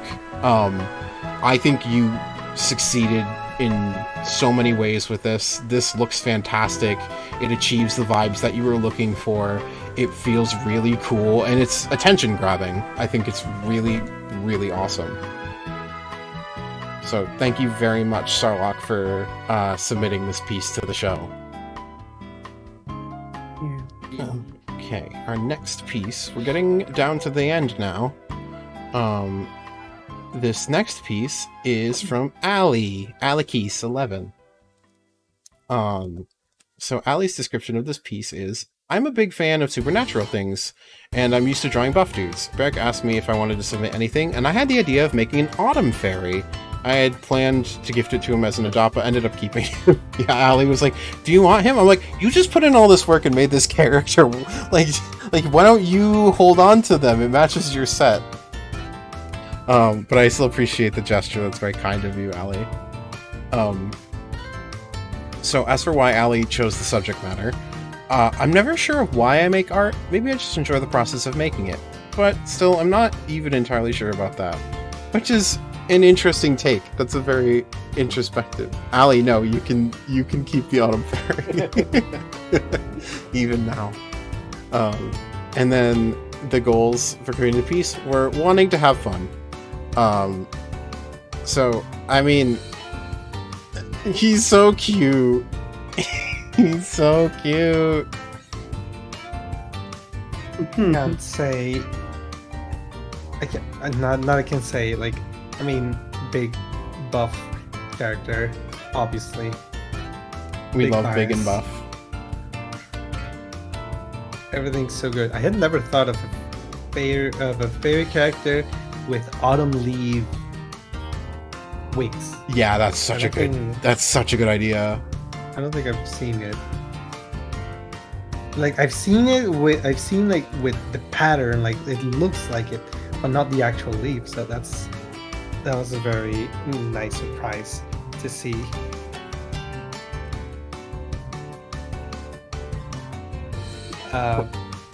The combination of colors, like I'm again Purple pants was biased a great again. choice. Purple and yellow, like that's literally the color combination of me and my boyfriend. He's purple, I'm yellow, so again, perfect combination of colors. For me, it's really good how he combined the colors for a chapter, and it's really nice how he used the leaf like a wings for a chapter, and it's obviously a buff chapter, so Yeah, the big buff anatomy is something all three of us love. Yes. Now, Ali did request a critique. By the goals that Ali set, which were wanting to have fun, you have to decide for yourself if you had fun making it. I certainly hope you did. You made something very fun conceptually, something I really love to see. And I think you have a really good grasp on making these like buff characters and cool creative character designs. Your characters are all super unique and very cool. Like we said, inspired choice for autumn leaves as wings. I would say for technical critique, first of all, I keep saying it, but the cropping, having a lot of white space on the left and the bottom there is a little distracting. I would pull it in. I am certainly someone who draws characters on blank backgrounds all the time, so you could add a background if you wanted, but that's not necessarily the point or even relevant to this piece. But yeah, the cropping immediately caught my eye as like you could pull that in a little bit. Yeah, it looks like it's going away. He's Or flying away. It could feel like he's arriving too, but Arriving. For that we would need like some sort of like background indication that he is arriving. That's why he's a little bit off frame. But yeah, I would suggest the same. I would say, Ali, give those shoes some love. Mhm. Give him some detail. I'm pretty sure they'll turn out good. But you said that you just said that it was rushed, so I understand it. Yeah, Ali did this with not a lot of time before the deadline, so I know that he probably would have wanted a little more time. Yeah.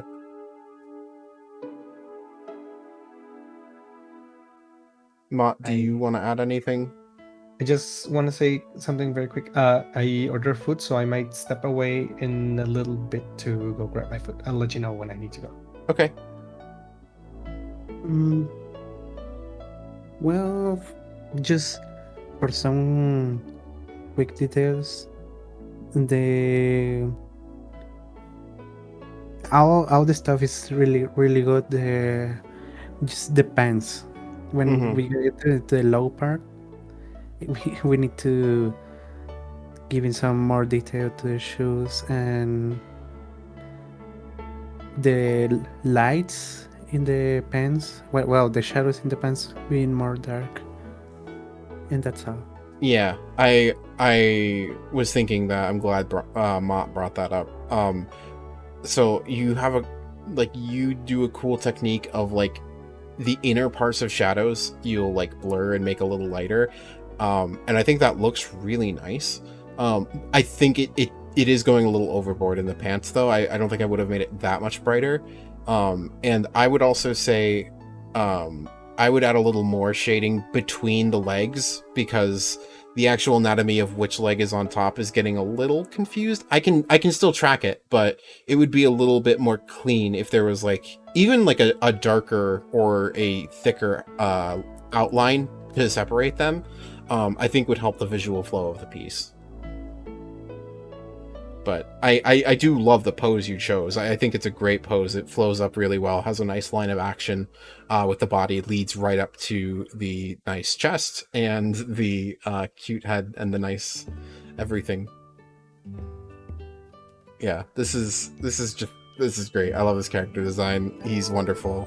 I want him to lift me and fly me away and go get coffee with him. So thank you so much, Ali, for your submission. I know, like you said, you did this on the last day of the deadline, and I'm flattered that you put in, like, you created this under such a deadline. Oh my god, like, wow, you made this in such a short time. That's wild. So I really appreciate it. Thank you for your submission.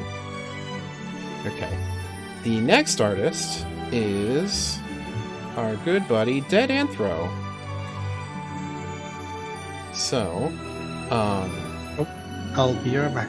Okay. In my footsie. Yep, I'll describe things. So, the description for this piece is, big werewolf himbo is a sweetheart and is afraid of thunders. He's adorable. For why DA picked this subject matter, he said, it was a practice idea that turned into a comic idea. It happens quite a lot in my brain. And for DA's goals for creating the piece, he said, pushing my inking skills to new horizons. And yeah, so I think this is the only piece that is purely in black and white and doesn't use any color at all, or any hue at all. And it's really cool. It's so striking. You can so clearly tell all of the visual details just from a quick glance. I love the idea. DA, I did originally submit 3 different panels for this, but since they were all separate images, I was only accepting 1 image per artist, so I just used the last one. And so again, DA is a super close personal friend of mine and someone whose art I've looked up to for a while, and it's hard to find fault in any of the things he's doing, which is difficult because he requested a critique. Yeah. Do you have anything you want to say, Mott? I'm gonna let in that wolf. Let him in. If you're cold, he's cold. Let him in. I'm back. Welcome back. For some, DA doesn't have. For me, the DA is there where it's just so wow. When he do some black and white drawings. Yeah. So having a criticized for DA is why this wolf is not in my house.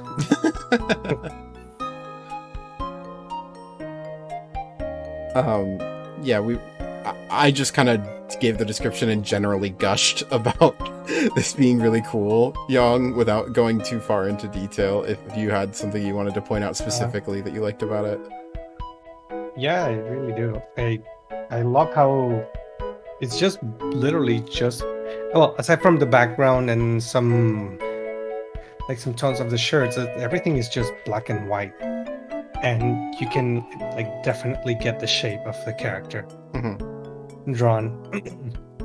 I really like how it's made, that you can definitely see the shape of the character with literally just one color, which is black. So yeah, it's really good. The level of detail is, oh my god, just crazy in the fur, in the left half of the beard especially. Oh my god, like what? Yep. like wild. The little bits of light on the left arm, not his right arm, but the one on the left, where there's light highlighting on the fur, but it's mostly in shadow, is so cool.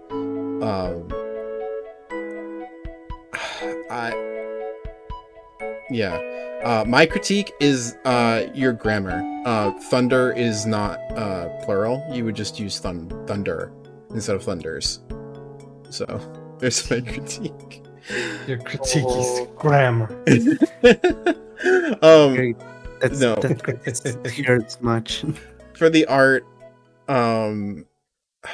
so again, suggestion, not anything firm. Nothing we say is objective. Because you introduced the idea of using gray in the shirt, which I think was a great idea. I love that it adds a little bit more form having his ripped shirt. I do find it a little odd that that's the only part of the drawing that uses gray to any degree like that. I might have, if I was doing this, I might have made the deck gray, because it's getting as much light as he is, and it's not difficult to parse or anything like that, so this isn't even really like anything other than a stylistic choice. But like, just in terms of like what are the things I would want to highlight, I feel like the deck is probably the thing that could benefit the most from having a slightly different white than the white of the trees, because those shapes in the trees are making it so clear what they are, and is really nice.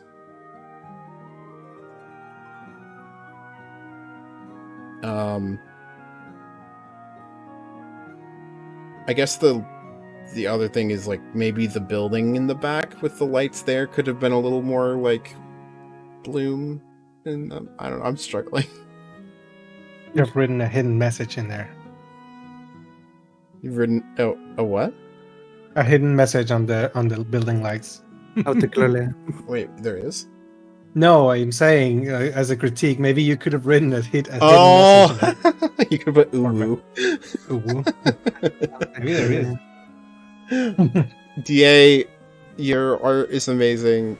I look up to you. This is amazing. I love your black and white artwork. I love all of your artwork, but your black and white stuff especially is, I can tell it, you have so much passion for it.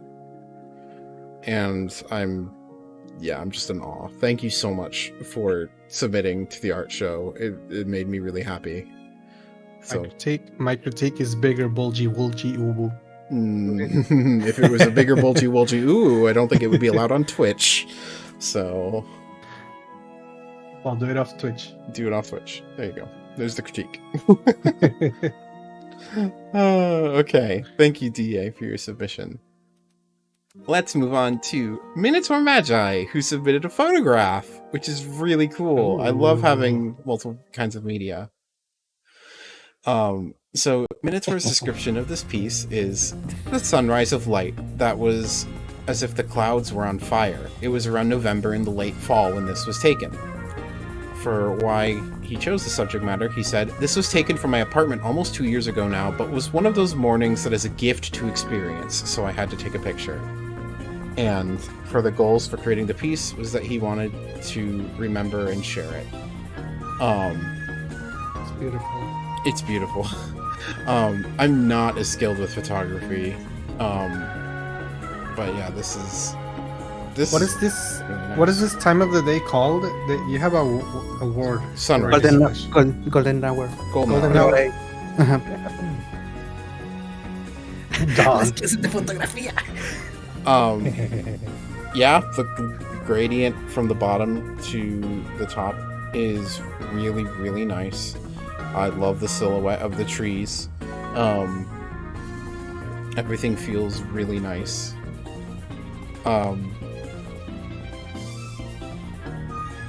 Yeah, it's hard I for love me it. to... Sorry, go ahead. It's hard for me to comment. So, like, obviously, like, Minotaur isn't requesting a critique here, which I think is, like, valid, because it's just, like, a nice thing. It's harder for me to talk about things even though that I like about it, because I have less experience with photography than I do with like constructed pieces of art, like painting or drawing. So it's hard for me to get more detailed than this looks nice. I can talk. Yeah, this is your turn, Mott. Okay. So I really like how you use the general panel for taking a picture of something in the background. Just a little what I like is the you take in the golden hour or la hora dorada, how we call in photography, it's the sun is se está poniendo el sol. How we call it? Sunsetting. It's really nice. How the colors of the yellow to the sky blue of the night is really good. And the rule of three, he doesn't apply, but like it's a general panel, so doesn't need to apply little. But if you put the rule of three, the tree is one of the points, and the little part of the yellow is the point of view of what you're gonna see first. Mm-hmm. And just one thing they disturb me in the picture is the black thing in the. I think that's the side of his apartment. Yeah, that's it. if you Photoshop that thing, it's perfect. The picture is so perfect. Flawless. It's flawless. I like I said, Minotaur didn't request a critique, so I won't go in detail on that. But I'm so happy we had a photo submission. I really am like excited when I see people working with other sorts of media. Obviously in the furry fandom, we're like furry started as like a illustrative kind of thing with animation and drawn art on paper, and then made the transition to digital art. So those are like gonna be the furry option of choice. So like but it's really great to see other medias submitted as art too, because they deserve respect. So thank you so much, Minotaur, for sharing this. This is beautiful, and I'm so glad you had an opportunity just to exist in this, let alone captured on film. So I have bittersweet news. This next one is the final piece. No. But it's a really good one. This is Abstract Box. So, the description of this piece is... The title of the piece is The Fall Collection by Abstract Box. The Fall Collection is a fall-themed apparel or fashion collection using fall-themed colors, orange, yellow, and brown. The collection includes both male and female apparel. For why they picked the subject matter, Abstract writes, I thought it'd be fun designing an anthro fall fashion collection. I don't see a lot of furry fashion designers from my point of view, at least. And yeah, I've seen furry fashion designers. I've seen a couple of like projects where people do fashion for furry, but like I always want more of it. I crave more of it. I love furry fashion. It's so cool. So for the goals for creating the piece, Abstract writes, I wanted to practice with color and texture and incorporating it into my art style. I also wanted to try and practice the brushes I downloaded in Photoshop. My goal was to make 4 different outfits, but I just did 2. I'll update the piece with the 2 other outfits later this month. Do you two like fashion? I'm not good with fashion. I am like the worst at fashion. I'm not good at fashioning myself, but I love fashion. I can appreciate fashion, yes. I am here. It's Mott. Okay. With the illustration is wow. I really like I don't know when I'm gonna call it 1 and 2. I really like the 2 because the pano or patron, is it? ¿Cómo se llama en Pattern. inglés? Pattern of the clothes is really cool. And combined with the hat, it's a really nice colors. And constructed with the color of the scarf, a little red, is giving a point of notice is when you're walking in the roads. And I love the white pants. I don't use too much white pants in when I use some complement of clothing, but when I use it, I really like to combine it with browns. Like when in this picture, the shoes, the sweater, I think it's a sweater, and la gabardina, ¿cómo se dice en inglés? La gabardina, Oh, the coat. the coat, the brown coat with the bonnet, the cute bonnet is so really good. And with the one, I think if I have the color for use it, I use it because I really like how the yellow and the red are combined with the shoes. That's important for me. The combining the shirt with the shoes, it's something important for me because it's making you some like a really good combination. With the pants, brown pants, it's really good. How you still use brown for the season color, because the season color of the autumn is brown and yellows and reds, with a big scarf. It's really nice.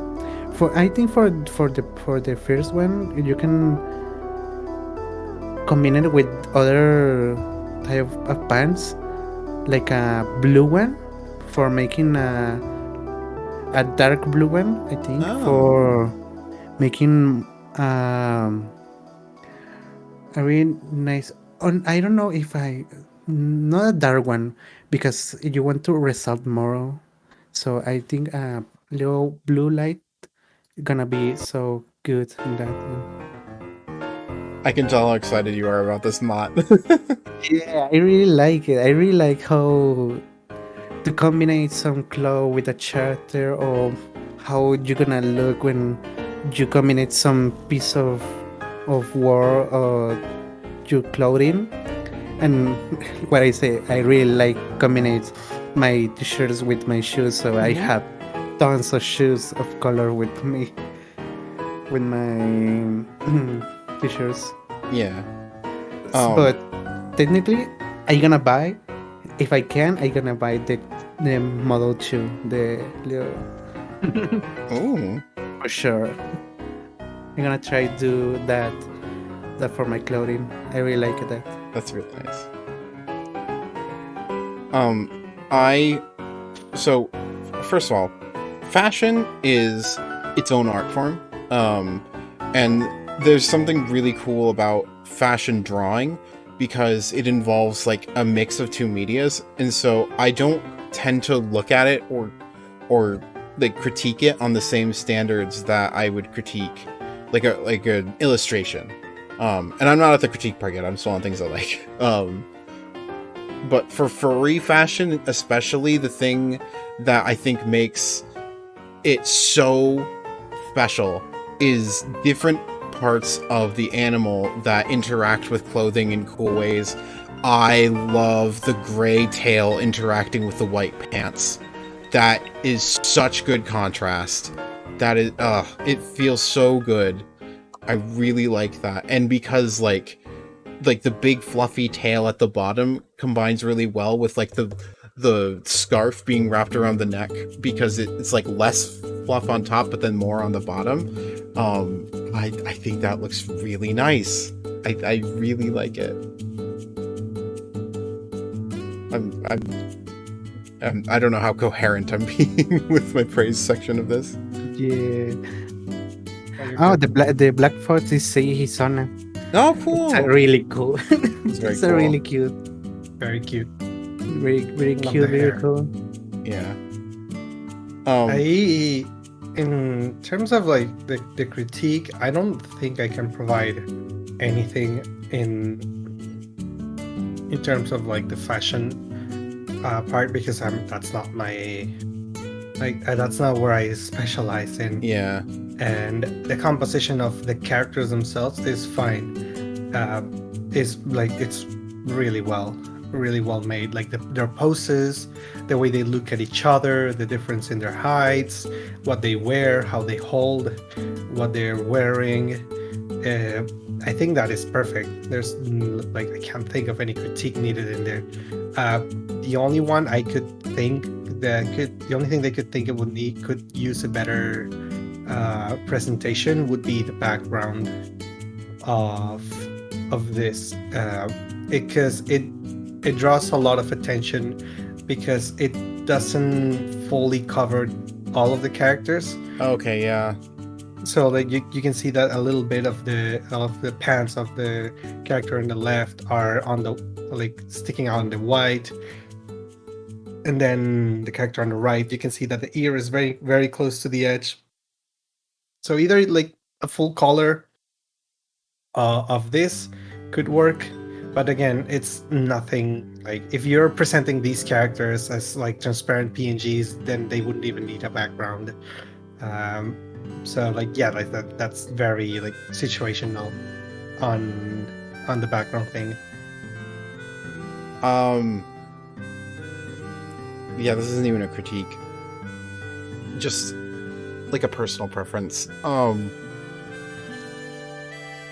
The yellow shoes are powerful, really powerful, and I, a mortal man on this earth, am weak, and I am not powerful enough to handle them.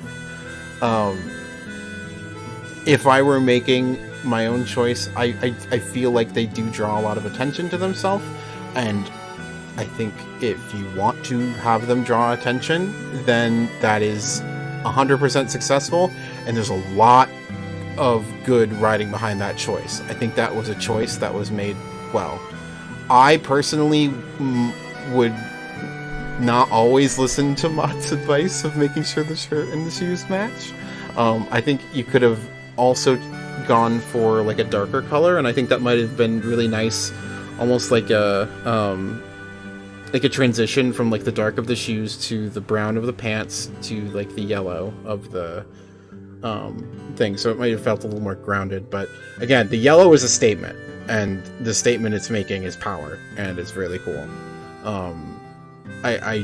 I just think there's like another avenue that could have been taken there that might have also been interesting to explore, but that's again not really a criticism, just sort of like an observation. I don't really think I feel like I'm in the same boat as Young. I for the fashion, it looks really great. The illustration, absolutely nailing what it needs to do. Just so good.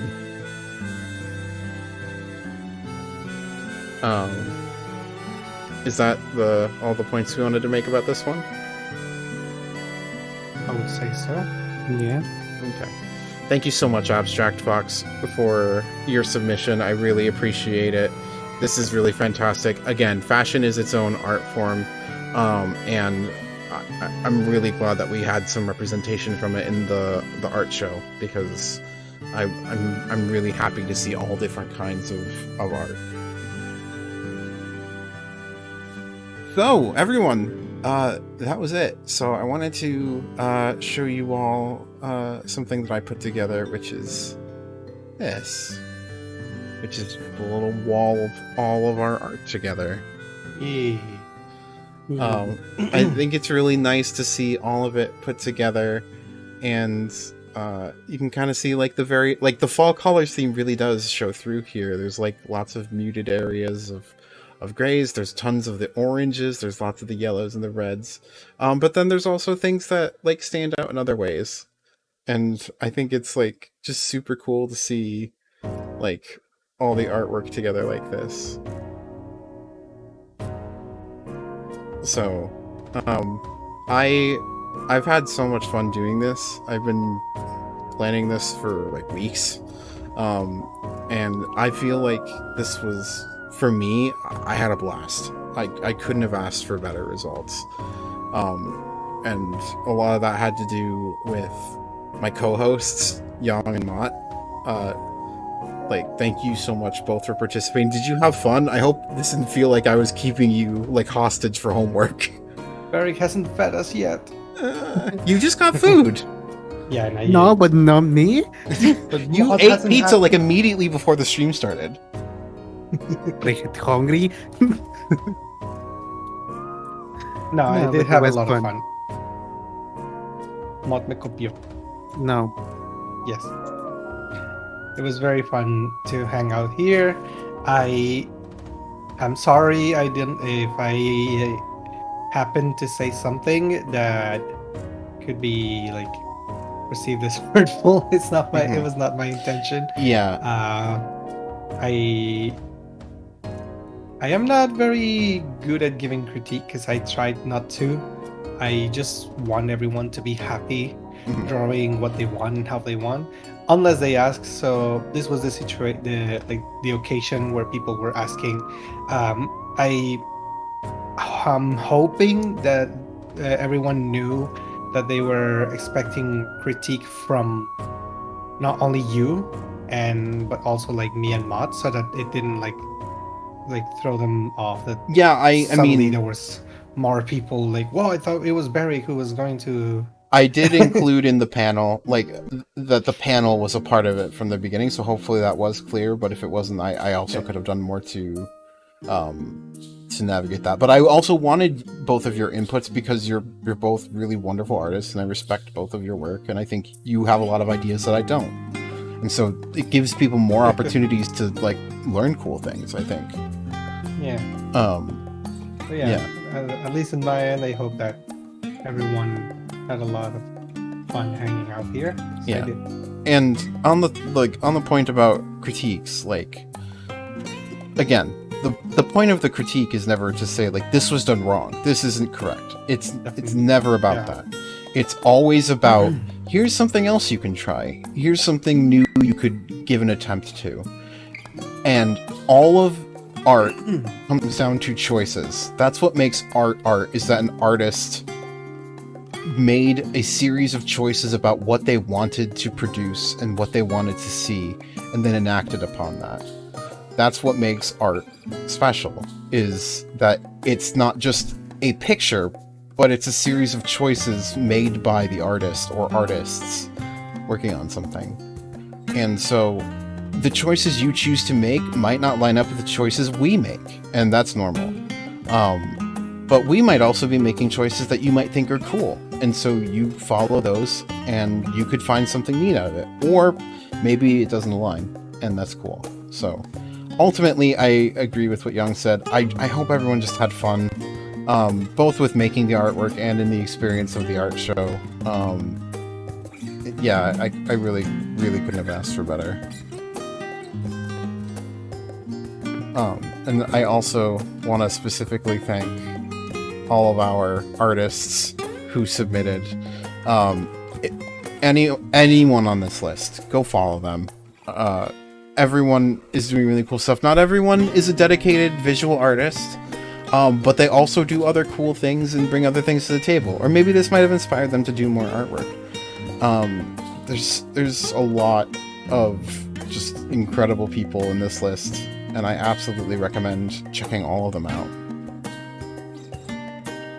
I want to make a special honorary mention to our friend Astral, who was very actively sharing the links of the original pieces Yes. in the chat. Thank you so much. Astral was... I asked Astral to be like the link sharer and making sure all the links got posted. Astral did an incredible job throughout the entire stream. And I also wanted to mention, like, I recognized that I was not engaging with the chat as directly as I typically do during this stream. And I hope that wasn't jarring or off-putting to anyone. I wasn't trying to ignore anyone or anything like that. I just wanted to, again, like, this is the time for the artists. I wanted to give them their opportunity, but everyone who followed, everyone who donated, everything like that, like I really appreciate it, and I'm so happy to have you here. I'm so happy that you're not even just part of like my community, but a part of the furry community, a part of the artist community doing stuff. Like that's just bringing positivity into the world. So thank you. So I think that wraps up just about everything. So I guess this is where we call the art show to a close, everybody. This is the end. Thank you. Oh no, not the sad song. Did you have ending music for the stream? Oh, you're right, I do. I knew it.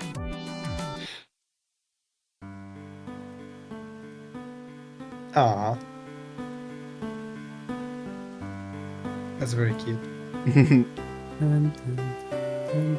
Everyone, I am so happy.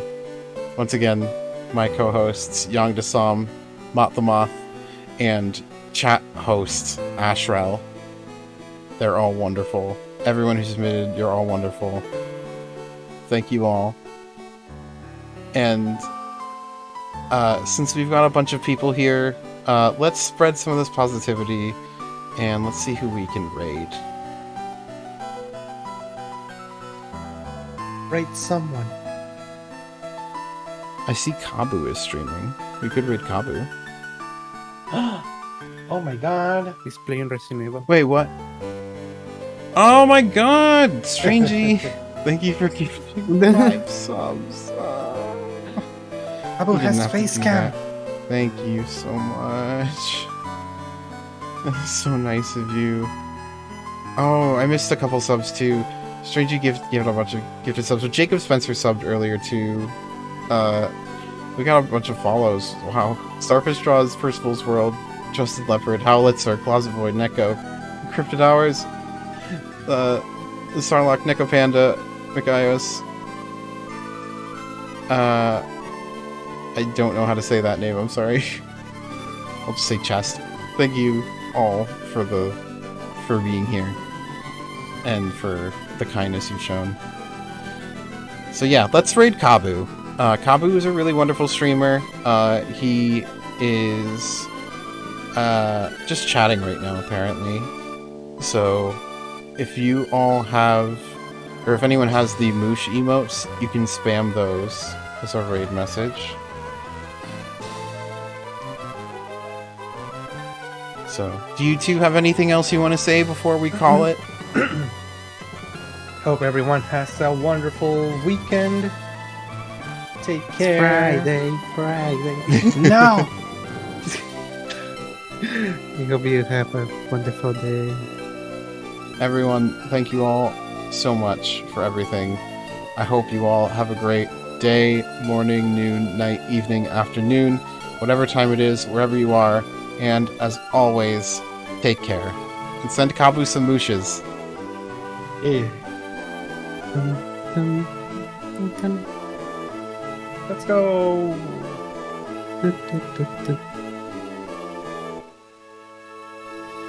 A house that seemed to match. You notice how quickly I'm reading now? Because I don't have to translate like shit.